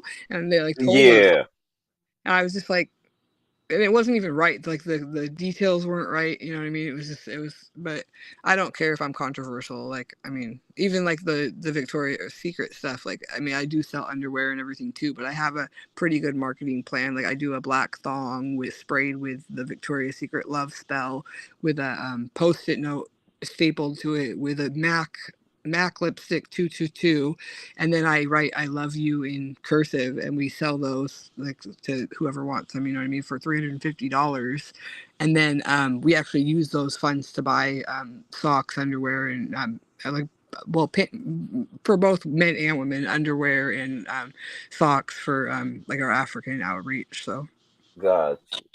but No, I've I talked. mean, I, there's a way to present stuff. You get what I'm saying? And a Yeah, lot of like you said, a lot of the times that women are modeling lingerie, the target's not the man because he's not gonna buy that. right. The women are the ones that are going to buy the actual product. So, The target yeah. is the woman. Well, and in the world, it really is because I went to school for business entrepreneurship and everything. So we had marketing classes, and really the women actually spend like 90% of the money. The men aren't out there buying their own clothes. They're not going to the grocery store and buying their own groceries and stuff. So it's usually the woman of the house that's buying for the man, unless he really enjoys fashion or whatever. I mean, there's the the exception to that, or if he's a single male, you know what I mean. Right. But still, like there's like in marketing, like even Super Bowl commercials are usually geared towards women. Yeah. Because they usually have the pocketbook because they usually make the Hmm. time to do that. Yeah. That's not what especially older men like us, that's just not something we don't want to spend any money. Hmm. And I so barely spend any money. I mean, I support my friends' brands and stuff, and buy their books, and I try to work from within so much. But I mean, I don't go to the mall. I haven't bought a pair of shoes in like probably like 5 years or something like that, just because I have so many already, and I don't really need like the hottest newest pair of Jordans. Like I could go with just my Nikes that I've had for. I only really wear Nikes when I go to the gym, anyways. So it's like, so you don't really, yeah, you don't go too far. So you don't need a lot of clothes. yeah, I have a lot. I mean, like when I moved out of my house and moved to my friend's house, I had to go through my clothes and like decide what I wanted to keep and what didn't fit anymore. I gave a lot of my older clothes to my daughter because she's at an age where she can wear a lot of them now. But I kept like 5 totes full of clothes, and even that, it's like that's like a lot of clothes. I can't even bring it when I move. You know what I mean? Because I'm moving like just with my suitcases or whatever. So I'm like, okay, well, it's kind of a minimalist life now. And on to Vegas. Yeah. You going from the godly, what is this kind of tropical up there in Seattle, right? It rains a What? lot. It Yeah, rains a lot where you're I at. heard Donald Trump. I didn't know what you were saying for the No, I said tropical. Not tropical. tropical, but It's got like temporal or whatever they call them rainforests, like with like the evergreen trees and like all sorts of plants. So they've got like the the or the Olympic National Forest and the there's other forests, but the Olympic National is the one that goes through most of it because like obviously we're building Olympia and all that. Like I'm trying to put a monument on the Olympia Hill and everything over where they do all the official stuff. But I mean, I really want to like rebuild Washington as like sovereignty nation for the country and stuff. And I think that we could, fund a lot of that expansions as well. And like my one friend brother is like head of the Sovereign Nation for like um, for Eastern Washington. I don't really know what organization he works with that does Sovereign Nation, but I know he's like third in command or something. So Oh wow. So he yeah. knows how to get you from up under the paperwork. Well, I pretty much am. I mean, I already tell them like I'm a foreign diplomat and all that because I'm, I really tell people like I'm the prophetess of the Mormon Church too. Like I really have a lot of enlightenment. I've went to them for years for counsel, but like, um, I grew up in Linwood. My dad was really high up in the church, but he just never really like did a whole lot in the community. He would just go and like give sick people blessings and like he didn't really like partake in like any like alcohol or drugs or like marijuana or any of that. And like they What when you say Mormon, is that so he didn't do what they polygamy. yeah, polygamy. He didn't Yeah, practice. he was just married. Well, he was married before my mom, but like we weren't in a polygamous family. Like he had a son, his oldest son, who's also a junior, Thomas George Carberry. Um, and then my mom had three kids, and then I'm the oldest of the both of them. So, and then he worked for Seattle or for Century 21, like when they put the World's Fair together and built the Space Needle and everything. They were like the big sponsor for it. Right. So he literally has like the coin. I have it now because it was passed down to me. That's one of the only things I asked for when they passed away was I wanted his World's Fair coin. So that's kind of cool. But that's why like even in Seattle, like I'm so like attached to like the local landmarks and stuff too, because like my family did help build a lot of it. Oh, And so my other grandpa actually was an iron worker, and he built the Space Needle and then also the towers that were for broadcasting over on like Magnolia in Seattle, which is like just over like the other hills and stuff. So okay. No, it's just I'm just saying that's just dope. That's hmm you meet people all kind of walk. And you don't yeah. see this the thing. You don't you come across not as even humble, just as if like I said, really genuine. Like if you don't hmm got it, it's because you don't want it. Well, and it's not Not even because that. Like I've had a lot of money in my life. Like I've touched 300,000 at one time many times. But I've always like money doesn't motivate me because like it's one of those things like I get money, but like it always spends. But I'm always gonna get more money too. You know what I mean? So like I try not to stress on that. And like just because I don't have like a corporate job, you know what I mean? I'm working my passion and I'm working my own businesses. Like I really don't. I do my own thing. Like I get up what time I want. Like I'm always writing like team no alarm clock is one of the hashtags that I always use because like I get up when I want to. I could sleep for 3 weeks straight and do nothing. You know what I mean? And then get up, be really motivated for a couple of days, pick it back up when I want to. You know what I mean? Like it's not. I just have that freedom in my lifestyle because I've been taught to live a life of freedom and away from the systematic see, problems of the world. and that's I think that's where your motivation should be. There's a bunch of hmm people that don't know how to live. They hmm know how to dream, hmm but not live. And I think everybody's stuck in the dream. That's why I say it's awkward to meet somebody so genuine because it's hard to meet genuine people because everybody's constantly in a Well, competition. everyone's trying to collect the same dollar. Like they want to, they're like, well, I can't work with you because it's asked to come to me. You know what I mean? I get that a Yeah, lot. yeah. A lot of the artists that I work with that aren't in the Christian or hip or the Muslim movement, they're like, well, you got to pay me $700 to perform a 3 minute song. You know what I mean? I'm like, fuck you. Like, and then I see them doing all this community work with other people where they're not paying them. You know what I mean? I guess it's kind of because they know I'm pretty like I do make money, so they're kind of just trying to get their piece or whatever.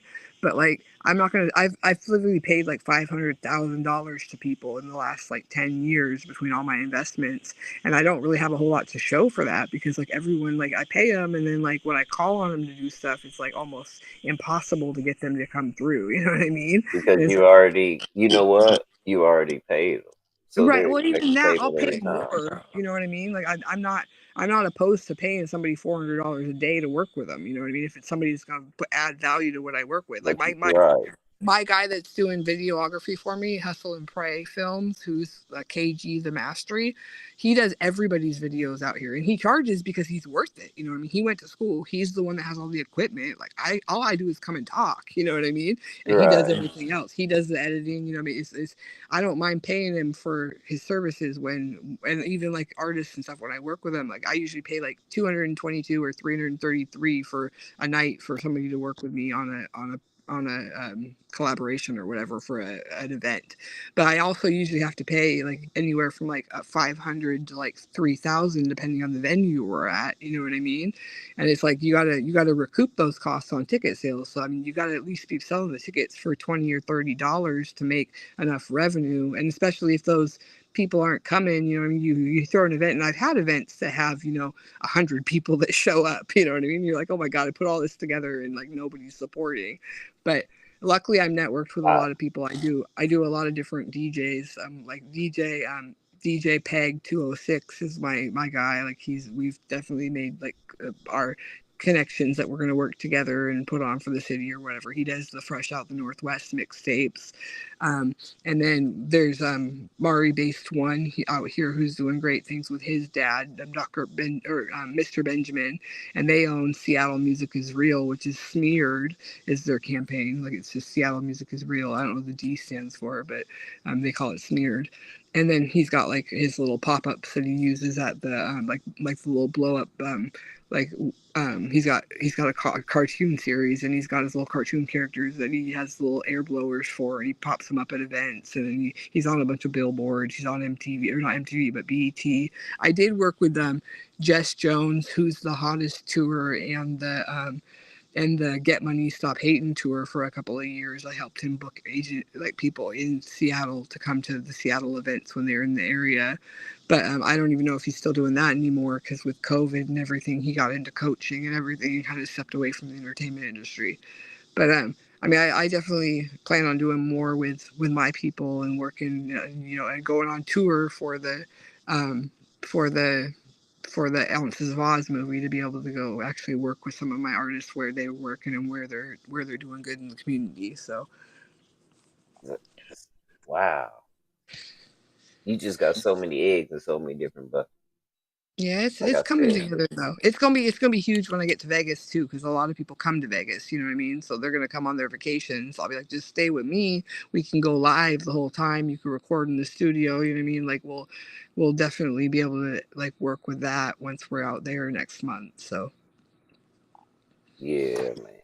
That, this is one. I don't know if anybody else is paying attention, but y'all, we ran into some gems all over the place. Like I said, there's hmm a lot of people looking good, making it look good, should I say? And then there's a lot of people moving.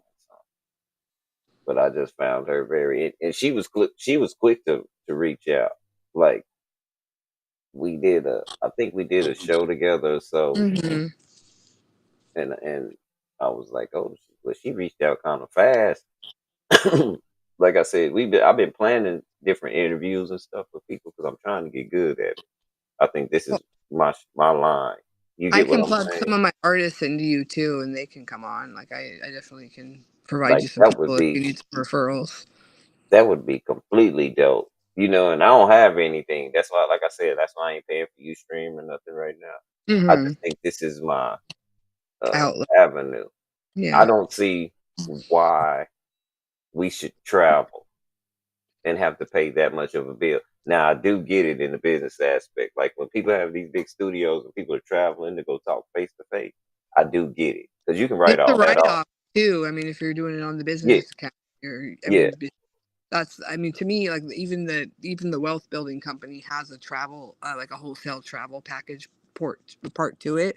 I don't really travel a whole lot. Like I go maybe a couple times a year on a plane, you know what I mean? But I don't really leave my area a whole lot because I've been focusing all my energy in, getting the children's museums land and building the resources here and doing a land trust with the Federal Way Woods and stuff, and really working on some projects of impact. And then I can use, after I'm paid off here and debt free, I can use that money to funnel to the other franchise locations of Federal Families First. So But it is a franchise. Well, You I have a franchise. franchise option on it. I don't want to run Families First everywhere. I don't want to colonize the world. You know what I mean?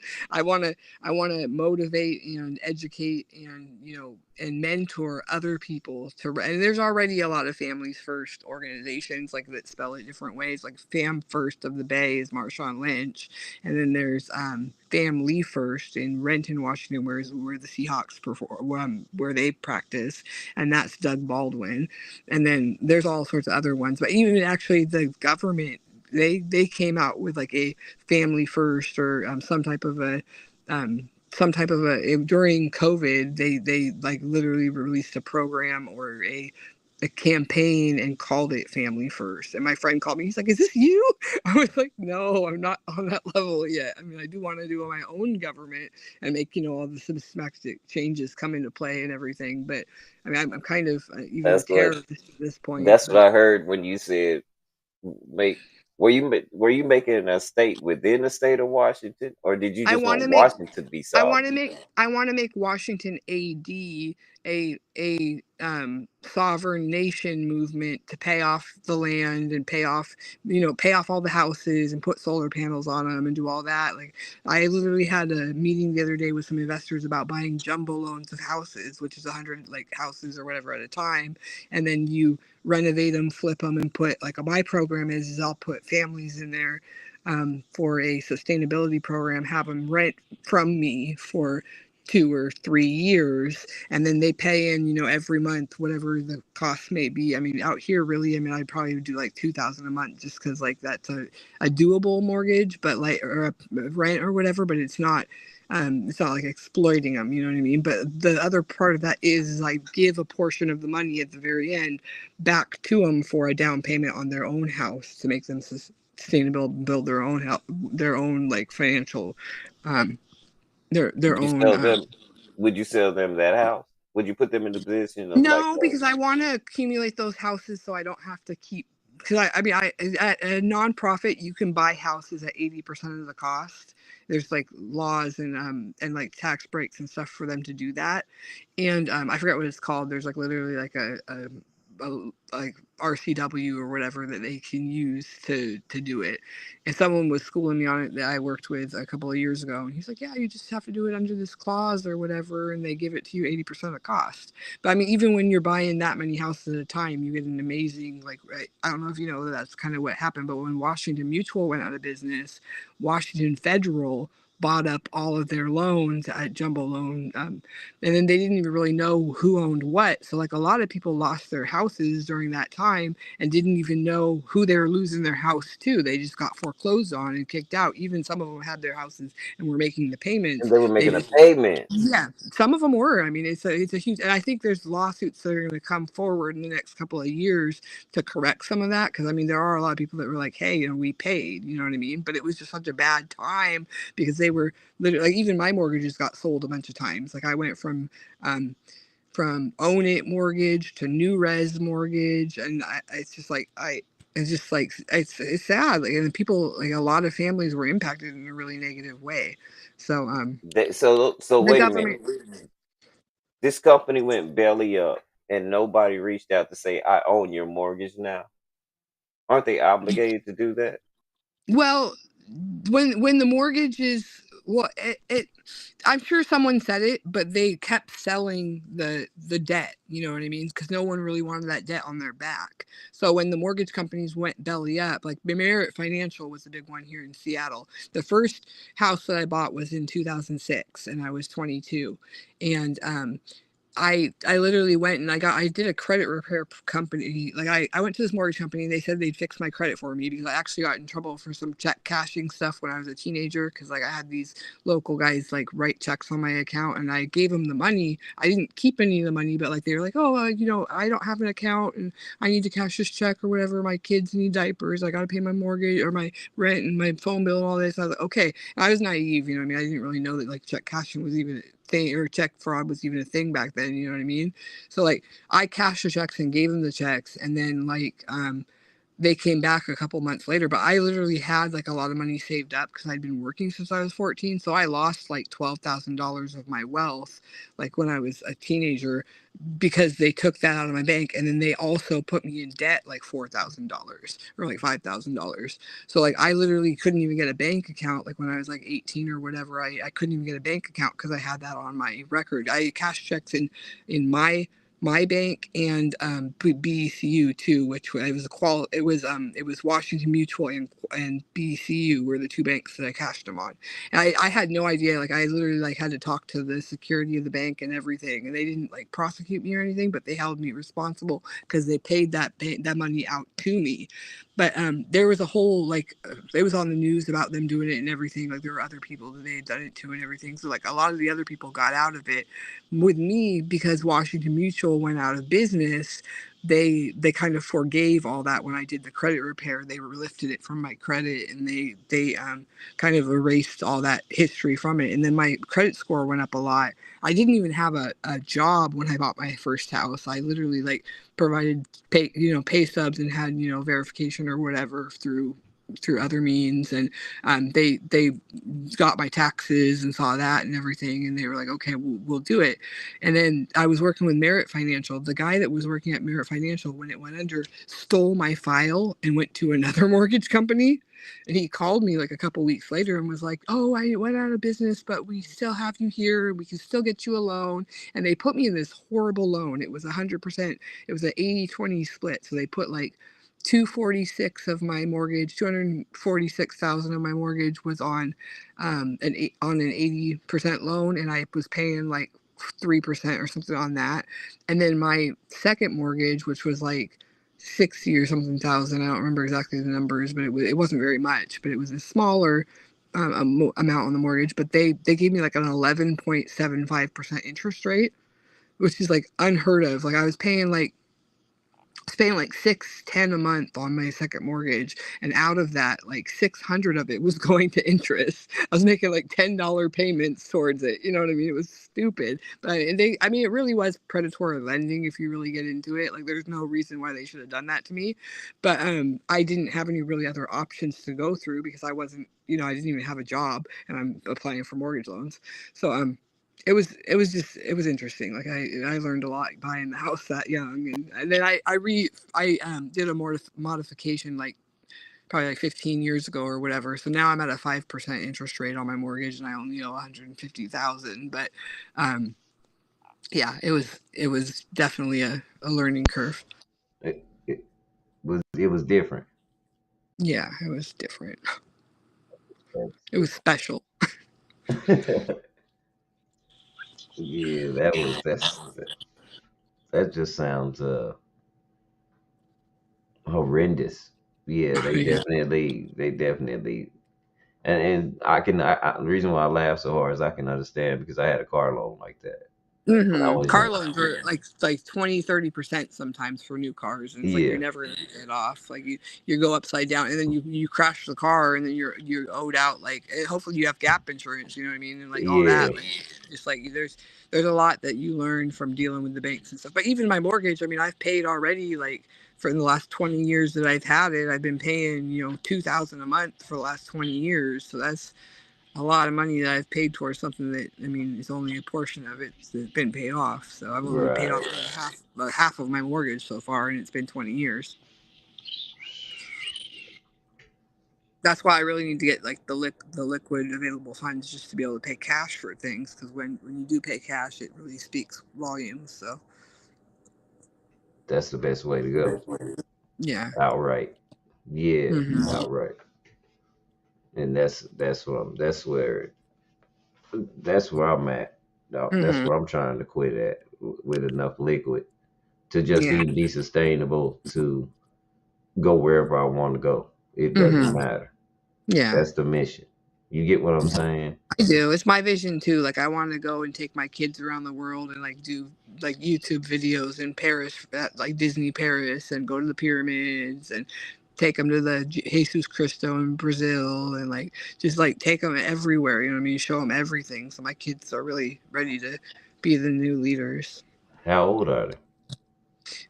My My oldest son is 20. That's Jesus and Elijah. And then Kejani Noel is 18 on March 13th, so 313. And then Azariah Nalia, and that's her birthday's 9/22, so she'll be 13 this year in September. And then Faith is 11 this year. Faith Naomi is 11 this year. But I set up, instead of buying my kids Christmas presents, I literally bought them a website called Faith and Avzi Beauty, and I like set them up for like a online marketplace and everything, and I gave that to them for Christmas because they have toys, you know what I mean, they have everything they want. So I was like, well, what am I gonna buy them for Christmas? I just That's bought what I them the was. domains and gave them the business, you know what I mean. That And then would be the. That's gonna be. Those are gonna be birthday presents for me too. well, the Investment 18th, yeah. opportunities. Exactly. And then on the 18th birthday, for Kejani, I'm giving him the family's first Africa. So he's going to be working with all my African connects over there and stuff. Because I really like, and even that, they don't even really like people that are from America coming and buying up land and working in Africa. So like, you really do have to have like local people on the ground buying that. And even if you buy the land with them, like put um, a, a contract in place and, you know, share the deed or whatever, that's definitely an option. But like, I don't want to sit there and like try to act like, you know, I'm the white woman that's trying to conquer Africa. So Do you think it's they'll really see more. you like that? They do a lot. Like, I mean, even in a lot of these groups that I go into, they're like, she can't speak on us. She's not black.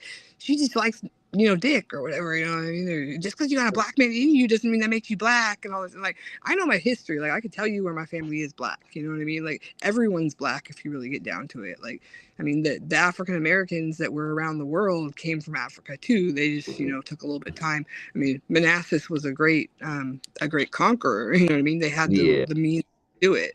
So they're just it's hard for me to talk to a lot of people because I do have some very like pro-black like comments and stuff, and I think because I have, you know, I'm white, I can maybe make those comments a little bit easier than some people. But like, I'm not doing it for like Islam and all that, you know what I mean? Like, I'm not trying to like I'm or like I have friends who are 5 percenters and stuff, and like they're not even supposed to, you know, work with white people or whatever. But Yeah. like it's just like I don't see color, you know what I mean? I see the purpose of being able to make an impact for these families before they start losing resources and losing their homes and losing all their benefits. Like, I'm scared, you know, I might even lose my social security, you know what I mean? I won't have that 5,000 a month to live off of. But like, even right now, like, I'm gonna be living in Vegas, so it's like, if they do take it away, I'm not gonna really hurt because the house is paid off. You know, the other Gotcha. house is rented out. So, um, and the other houses are paid off. So it's, I mean, it's okay. So yeah, you made moves. Only people are complaining that they wasted their time and didn't think it would be like this. And now Yeah. that it's like this, they're like, "Oh my God, what am I gonna do?" Well, anyone has the option to be able to do what I'm doing, and even though it took me kind of long to build, I mean, you can own a website for $1 the first year. You know what I mean? Yeah. It's not. A lot of people don't realize that websites are so cheap. Like, I pay like $400 a year for 35 websites, so it's like you like, or maybe a little bit more than that, but like every couple months I've got like a like 40, like 50, like a couple of my websites come out at different times of the year. So I have a, you know, a list in my phone as to when they're going to come out or whatever, and I just have to make sure that they don't expire or whatever. You just have to pay them within like 30 days of the expiration date. So sometimes I'll let them go for a couple weeks and then I'll pay them in time. But um, I literally, like, that's my calendar that I watch very carefully is when my websites renew. So. Right. But that's And I I buy my don't know. website through One and One. I don't buy them through GoDaddy. That's kind of the competitor or whatever. But I buy them on One and One, which is they have other stuff that you can do. Like, you can buy, you know, into the websites and have them make them for you and do all the other stuff that you need. But I only just buy the domain name and attach them to an Instagram account. Okay. See, that's there you go. See, that's the things I need to learn Yeah, because because you can that's what I literally sell couldn't. products through the Instagram account. You just have to put like a tag on it and put it a hyperlink to your like online. Because like Online store. my web my yeah my multi-level marketing companies have, you know, their own websites anyways, so I don't have to reinvent the wheel. Right. And AI would definitely. Do you use any AI? I don't really yet. I mean, I've learned a little bit about it. I've got some. Do you know who Mo is? Fun guy or whatever his name is, like fun guy, like mushroom or whatever, like fun guy. But Oh, no, I he's don't on know. there. He's a good friend of mine, and he taught me a little bit about AI like maybe a year ago. He was like, "Yeah, you just talk into it," and he's literally had like recordings on stereo where we just had open rooms of him talking to the AI. And he's like, "Please write a a award-winning novel response to," and then he'll ask it a question, and it will give him like these crazy stories. Like that's how learned about the Anunnaki and everything. Is that like, um, as I he was talking about it and he was like reading the stories on it and everything, and I was like, oh okay, like I didn't even know this was a thing. But I think Trump's very like pro like determining that aliens are real and everything. You know what I mean? Like that's kind of been Well, his they all that stuff just kind of went away when he got elected. Like Well, I think it's still going to come out, like especially with the drones that they have over there in. I don't even know if they're still in New Jersey or whatever, but for a while there they, they had those. yeah, that stuff just disappeared. It was like he got Did elected it? and poof, everything just Mm, stopped happening. Like I saved the was world. like, what in the world is going on? Yeah. I'm scared of that. I'm scared of that. The Starlink, like that's like even the 5G is scary to me. But like, because I looked at like all the health benefits of it and everything, and like the non-health benefits, like how much it does affect your health by having it on your Right. phone and stuff.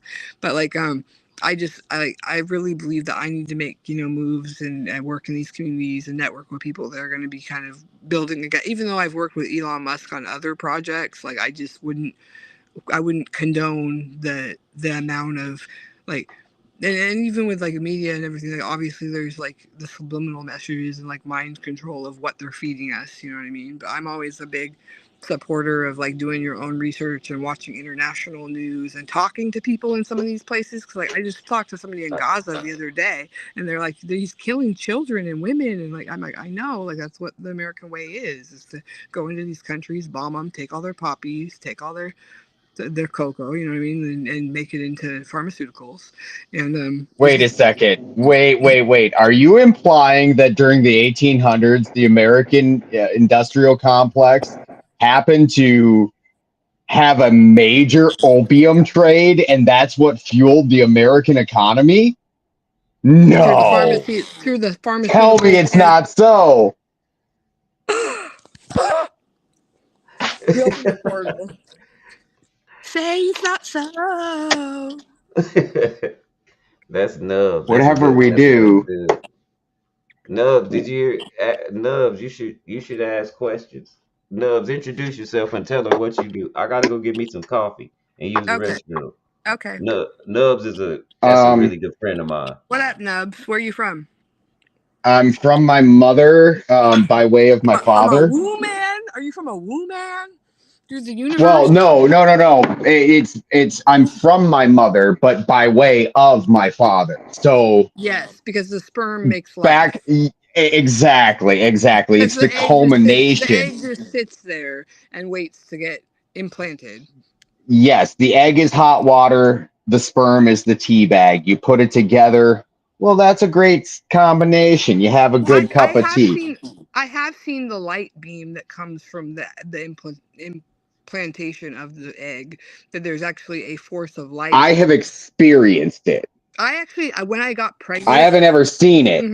when I got pregnant with my I son, I knew the second I got pregnant. Like I felt it. Like it was weird. well, of course, you have an entity in you that is not from you. hmm Of course. I mean, why wouldn't you have I that didn't that feel it. I exact didn't feel effect? it with all my pregnancies, but my first son, I did. Huh. My That's youngest interesting. daughter, I So didn't it even. you became a My youngest daughter, I didn't you even. you became accustomed. I became weakened to the abilities to I can't even comment on it because I can't talk anymore. I don't remember what I was saying. I yeah Now, would you say that? Go ahead. I was Would you say that programmed. that is? I was Jesus Christ! Hang on one second. Yeah, you're fine. There's a bad. It when I came on there was an echo too, but it did go away for a while. Is it still there? No, he'll come back on, I think, though. He just said, hang on a sec. Okay.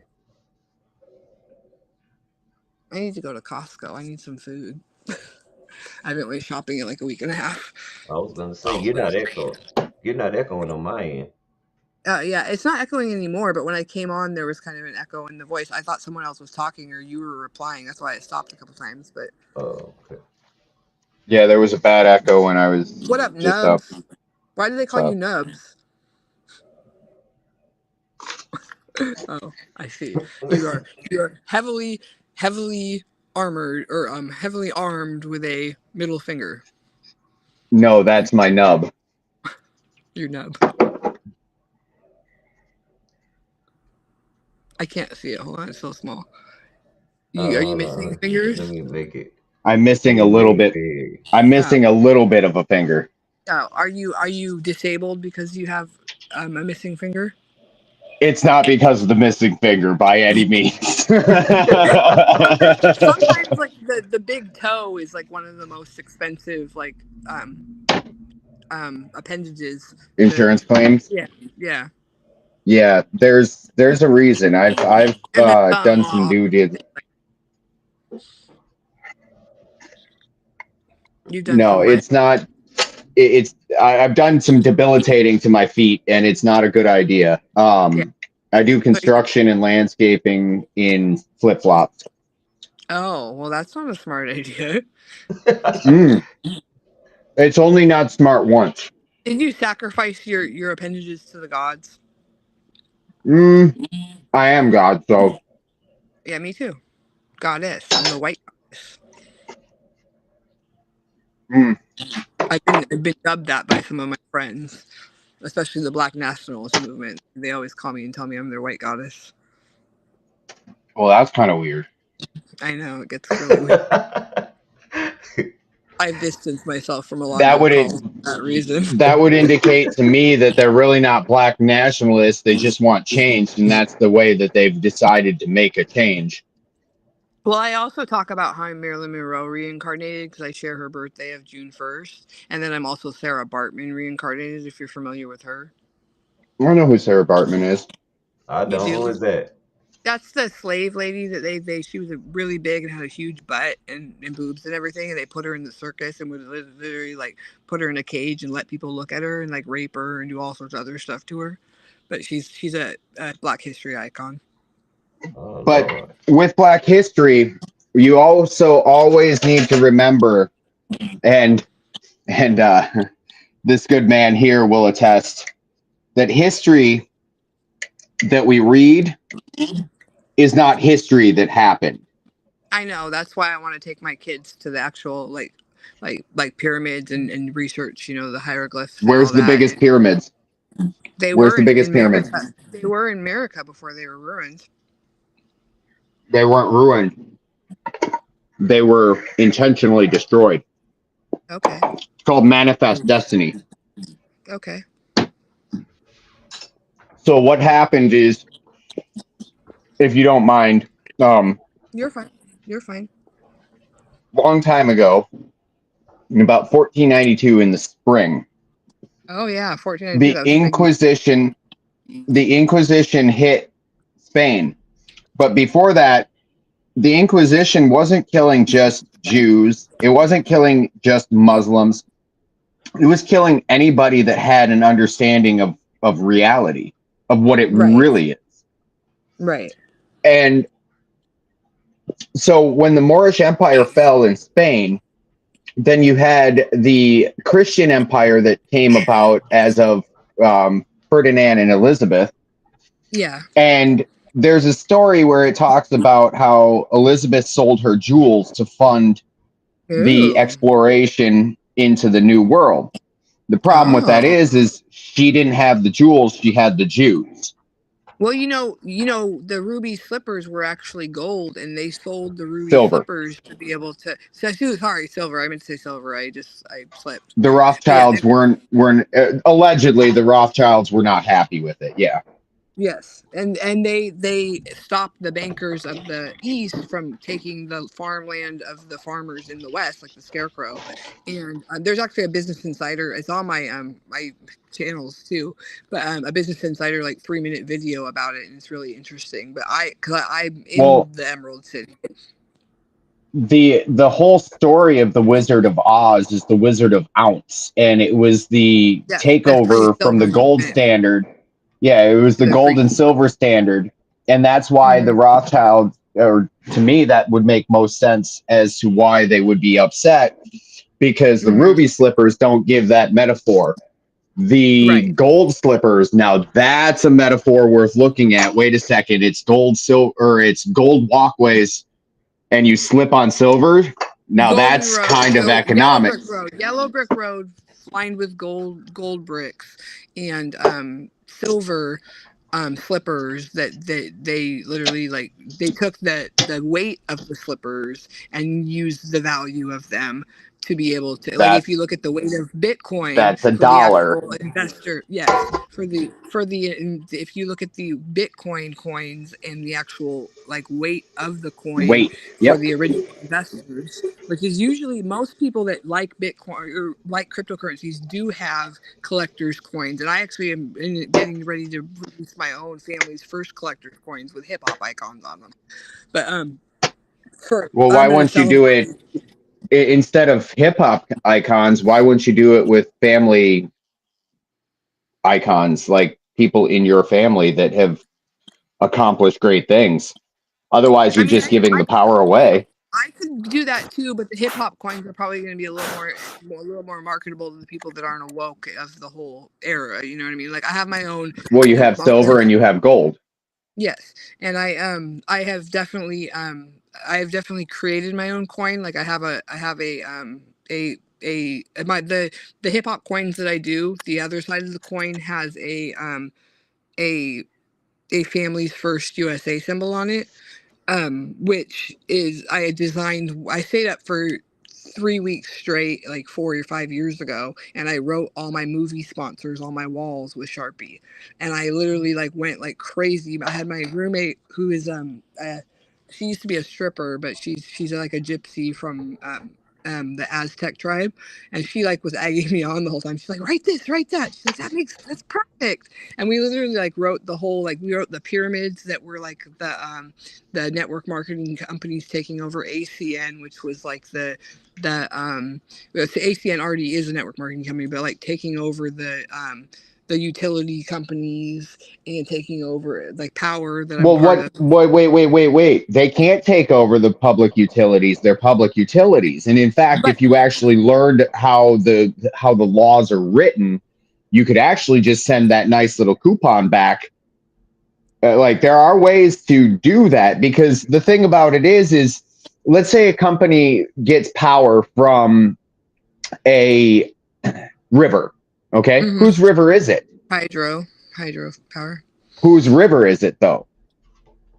I mean, it depends on the state or the location that the No. river is. Whose river is it? The state of is a federal corporate overlay and an underbody to another federal corporate overlay. These are businesses you're talking about. Businesses cannot own real property. Well, the multi-level marketing ACN is actually part of Trump. He's been promoting it for years and years and years. They came out with the phone that had the video phone. That was, like, their big like item before, obviously, like FaceTime and all these other, like, well, we're probably still using the same technology and just, like, contracting it out or whatever. But anyways, they had in place a network marketing company that sells all the utilities, public, Oh shoot, there she goes. Yeah, so they had in place contracts with all of the public utilities, so they could provide you natural gas and electric, and they could provide you with internet and phones, Which I and don't have a also problem with that. like they had a security system one that was on their program that they would provide the security systems for your business or whatever. There's other companies that do that too, but the ACN one was the one that but my brother-in-law is part of it. That's the only reason why I know so much about it. But he's like, I met Trump. I met him at the convention in Vegas. He came and talked to us and stuff. And he always believed that building wealth, you need to put into those network marketing companies because there's just not enough corporate jobs that can pay enough to build wealth. I mean, network marketing, at What's 80% wealth? of the people making $100 or $100,000 a year or more are women. And they literally, like, I mean, all these statistics are out there. They train them and they teach this, and there's the life insurance companies in network marketing, the deeds and trusts are on network marketing, all these other, there's roadside assistance, I mean, travel, all that's network marketing now. So I mean, they are existing. Well, I get what you're saying, but they are very much available through the network marketing platforms. right? But what I'm saying is, it's all illegal, and if you know what you're doing in this world, can you hear me, guys? They can't charge you for something that is yours. Yeah. Hello. That's what I'm saying, and I can hear you. We can hear you. I can hear I can you. hear you. I can hear Nubs. She'll be back. She might have got a phone call. No, what I was saying though, and let me ask you if you disagree, is we can do all this, but if we want to complain about a system, we can't be involved in the system and then bitch about the system. Yeah, that's Like, that's literally cognitive dissonance and insanity, really. at this point. And, or Well, really, at any point, what's really the bottom line? It's a lack of discipline, because we get charged for all these services that we could actually come together as a community and actually provide for ourselves, and it would totally disrupt the whole fucking system.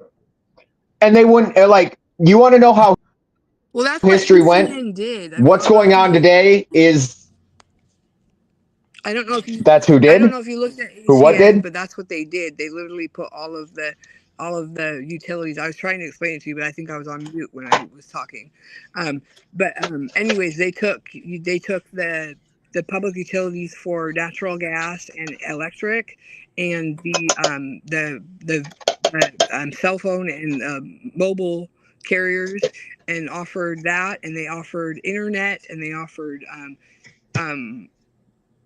security systems for houses and businesses, and they offer other stuff too. I haven't even looked into them enough to see.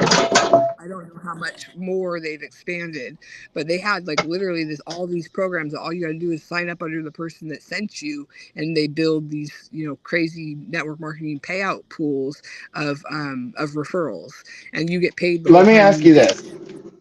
Let me ask you this. When's the last time you got something for nothing and it was legit? Like, you didn't get fucked over in the end? I get them all the time because I set my nonprofit up to most of the businesses that I work for. So, like, even most of the businesses I work for send me checks in the mail where I don't have to do anything. Well, it's not yours. It's not yours. It's a nonprofit.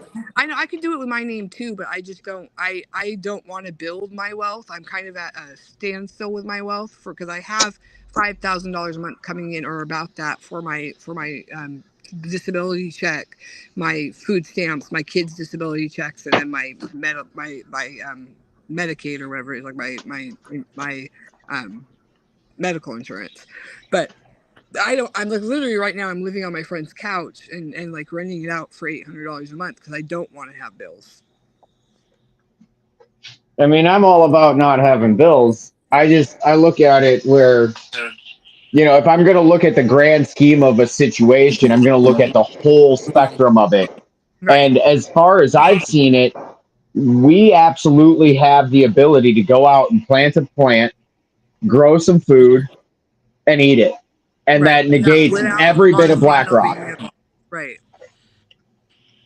I I have a farm in South Carolina right now that wants me to invest in them to expand to 200 more acres. It will be an organic farm with small tiny houses on it, and also a manufacturing plant for their particular pasta sauce and hippie.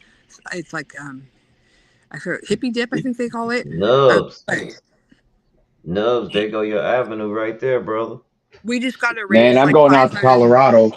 He's a Yeah, well, builder. Colorado's good too. I mean, I mean, for especially like the weed industry and everything like No, that. he's just the No, thing no, no, about no. Nubs is he's a cultivator and a builder, and Right. he don't charge.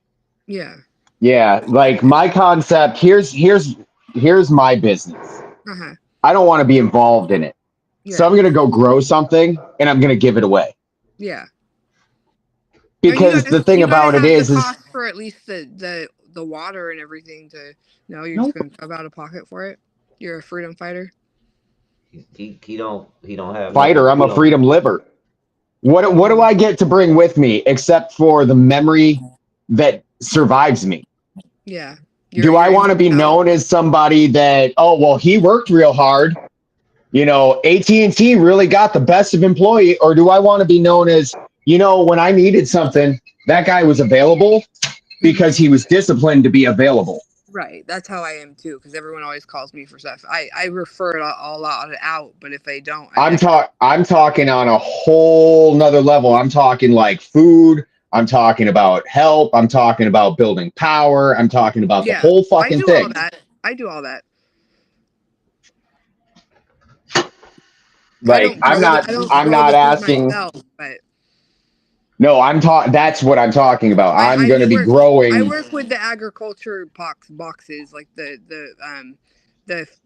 produce boxes and the dairy boxes. I don't know if you have those in your area, but out here they were big. Like we literally distributed them all during COVID, and they come right from the farms. And even like the Mormon Church, like they have their distribution that comes from the actual farmers. Like, and it's people that are giving 10% of their produce away to the church as their tithing, and then the church uses it to pay or to be able to provide food for the families and stuff. And other churches have them too, like Food Lifeline and all that. So I So think why they do you have. need a third party arbitrator in that situation? In that particular situation, you have the people going out and having a third party arbitrator. All right, I'm giving this to the church so I don't have to interact with the people that actually fucking need it. And that's what we need, because it's the interaction in between individuals. Because if I smell goodness on a person, I'll smell goodness on a person. If I Right. smell bullshit on a person, I'll smell bullshit on a person. But if Right. I'm just giving arbitrarily without the ability to see who I'm actually affecting, that means I get to affect everybody equally. And that's not what I'm after. Good people should be good people, and they Right. should benefit good people. Right. And let the shitty people, if you're going to suck off society and do this, that, and the other thing, then hey, that's not my bag. I'm not placed to sit there and say you're doing this wrong or you're doing that wrong, because I'm only pointing out what my imperfections are as I'm speaking about yours. Right. That's what projection is all about. Right. I understand. I agree. So my business model is completely different, because I say fuck the whole thing. If you're going to tell me that I can't grow a plant in a particular area, I'm going to put that plant right fucking there. In fact, I'm going to put that plant in front of your fucking building. Right. Because no, it's not to prove that I can. It's to prove that it's not your place to say what I can do or not. Right. Right. It goes it goes creator, me, creation. That's where it goes. And at any time that we get that tricked out of position, we fuck ourselves. And to me, that's what you're talking about with the whole business model and everything. I used to have a very successful construction and landscaping business. I don't want it anymore. Right. We did commercial landscaping for a long time too, so I know how that goes. It's a lot of work. It's not the work. It has nothing to do with the work. It has to do every bit with, after I stripe a lawn and it looks fucking phenomenal, and the lady comes out and she says, well, what about and I go do what about and it's still, there's no appreciation. There's no And so what Thankless. I'm doing, exactly, not only is it thankless work, but people bitch about my work. And so now I'm just not charging for it. So you want to bitch about it? Hey, have a good day. Mm-hmm. Have somebody that'll come out and finish it the way you want it. Right. And it's changed my perception. Like I eat healthier. I do more for myself. Like I do all sorts of shit for myself that I never did before, Right. Well, which most when people you can't learn say about that. the health stuff, I mean, I literally just started taking vitamins and minerals for like stuff like 6 months ago when I started joining that Live Good company because I could afford to buy vitamins finally, and I just like I've noticed a huge like even my blood sugars and everything have been impacted in a positive way from putting good within the body and I've been off the pharmaceutical medication for 6 months now and I really don't ever want to have to take it again. Like, not just the fact that it's horrible for you, but I mean, So it don't. breaks down your kidneys, it breaks down your liver. I mean, my dad died of kidney cancer because he was on lithium for 20 years. Right. So what I'm saying is learn the herbs I that do. you need to know, Yeah. and even one step past that. Like, don't get me wrong, I have plenty of vitamins. I'm not speaking from anything, but I Right. also, the big also is for a lot of my vitamins, I actually go out and harvest. Right. And I implement them. Like stinging nettle is a great example. If you're a man, well, you're not a man, but any man out there listening to this Raspberry broadcast, leaf, raspberry leaf, raspberry leaf for women, yeah, grape I have seed. here. I'll show you what I'm talking about Right.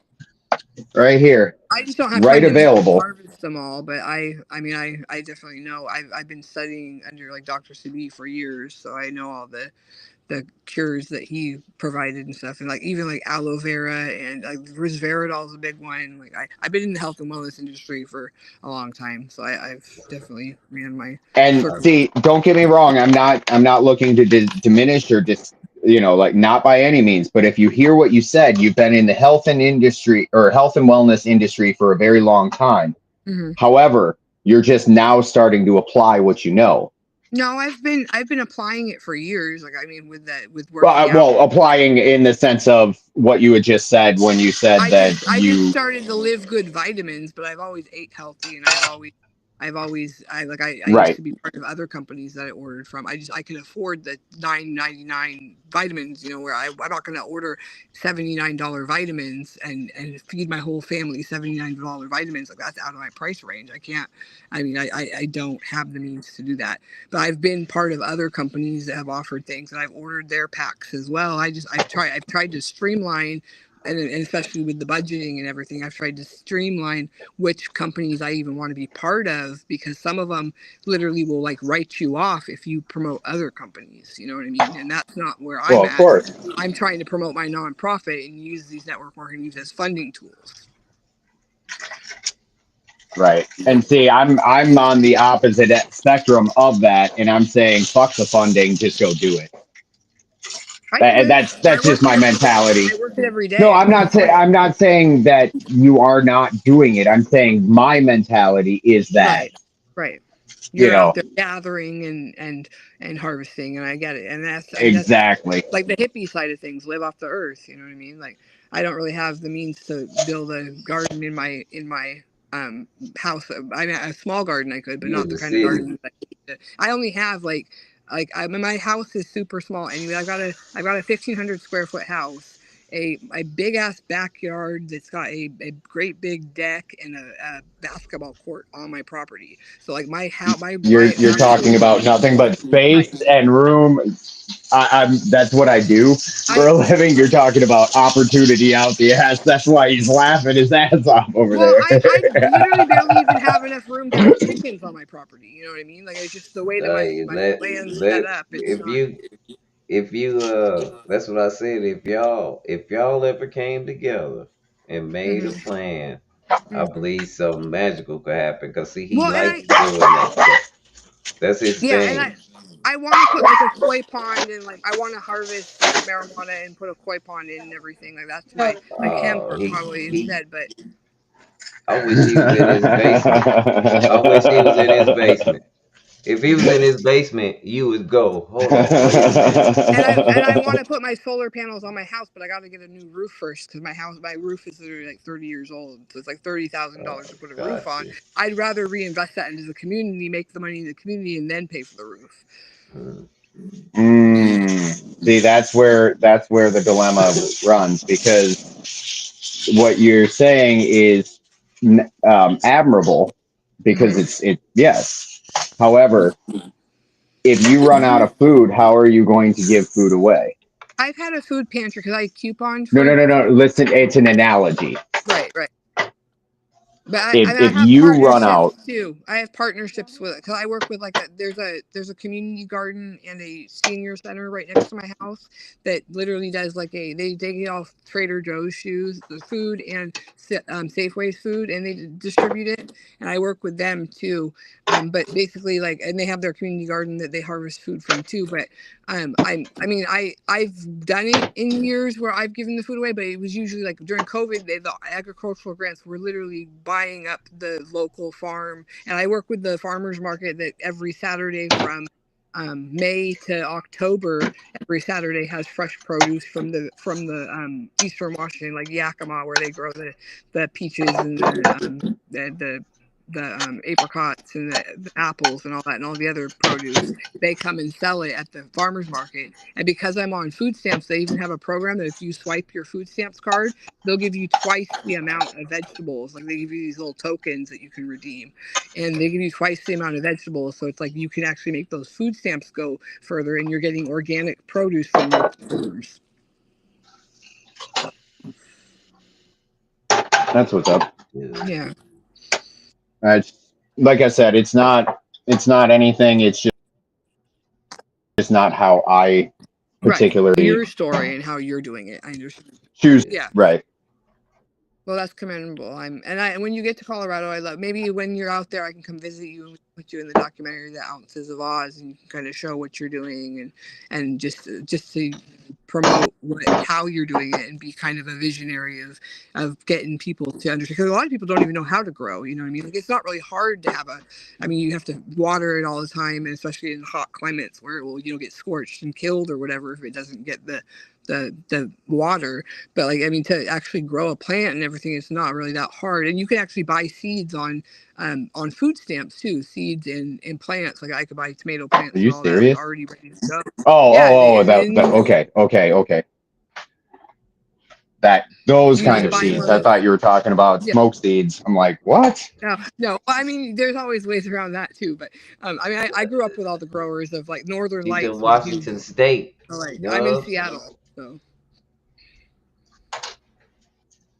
She's in like grow capital of the world. I'm in the New Washington, the sovereign nation of families first. Look, sovereign. And we want to harvest the sovereign nation of the pineapple and the sovereign nation of the Melaleuca tree, and work with and the moringa tree and all these other amazing resources that are already here to be able to help families. And we just need to harness the power, which I already do with a lot of our partnerships, and come together and tell people about what we're doing so they can support the cause.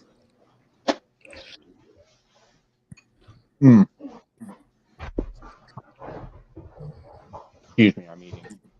You're fine. I need to eat something too. I haven't eaten. Well, I had a glass of milk earlier, but I haven't eaten all day. It's like 12. When it comes to supporting the cause, I've learned that the biggest support of the cause is to be the cause.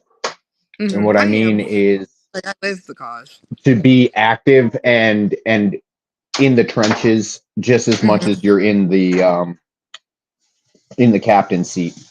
Yeah. Much like a good leader will listen to his people for 20, 30 minutes before he even opens his mouth, kind of deal.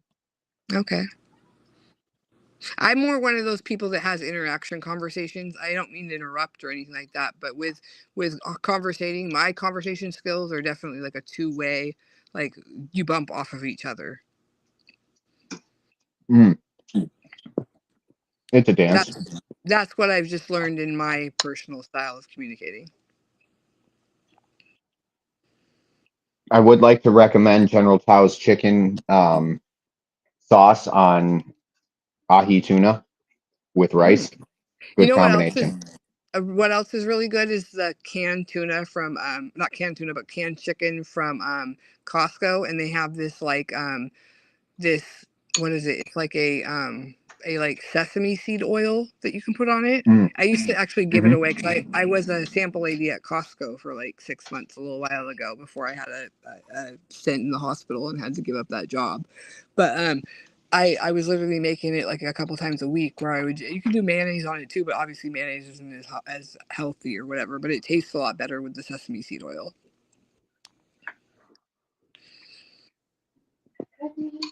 I don't think I've ever been in a situation that sesame seed oil was not a good option. I appreciate your review of sesame seed oil. Oh, I can't be on the floor anymore. I'm so tired. Hold on, let me get to the couch. Anyways, I'm gonna bounce. I've got a bunch of shit to do. Well, But it I was just nice figured I'd to meet stop you. up Are and you say on hello. Instagram? No, No. Okay. no, just here. Okay. Well, I'll meet you. We'll talk later. Yeah, But let me know when I'm you. up every once in a while. Okay. Well, we'll work together and figure out how we can do everything we need to do. I I got All you right, I'll back. appreciate catch you you. guys later. I got you back, Nubs. Peace out. All right. Bye. Peace out. One love. One love. Yeah, I got to get to getting it too. Family just came home. Let me Yeah, it's take okay. care of some I got. business. I gotta go eat because I'm like literally like about to pass out because I need nutrients. Uh-oh. But I'll I catch you just on the rebound. okay. Thank you for having me. Yes, ma'am. All right. Bye bye, All right. guys. Thank you all for Yep. tuning in. Yep. Thank y'all.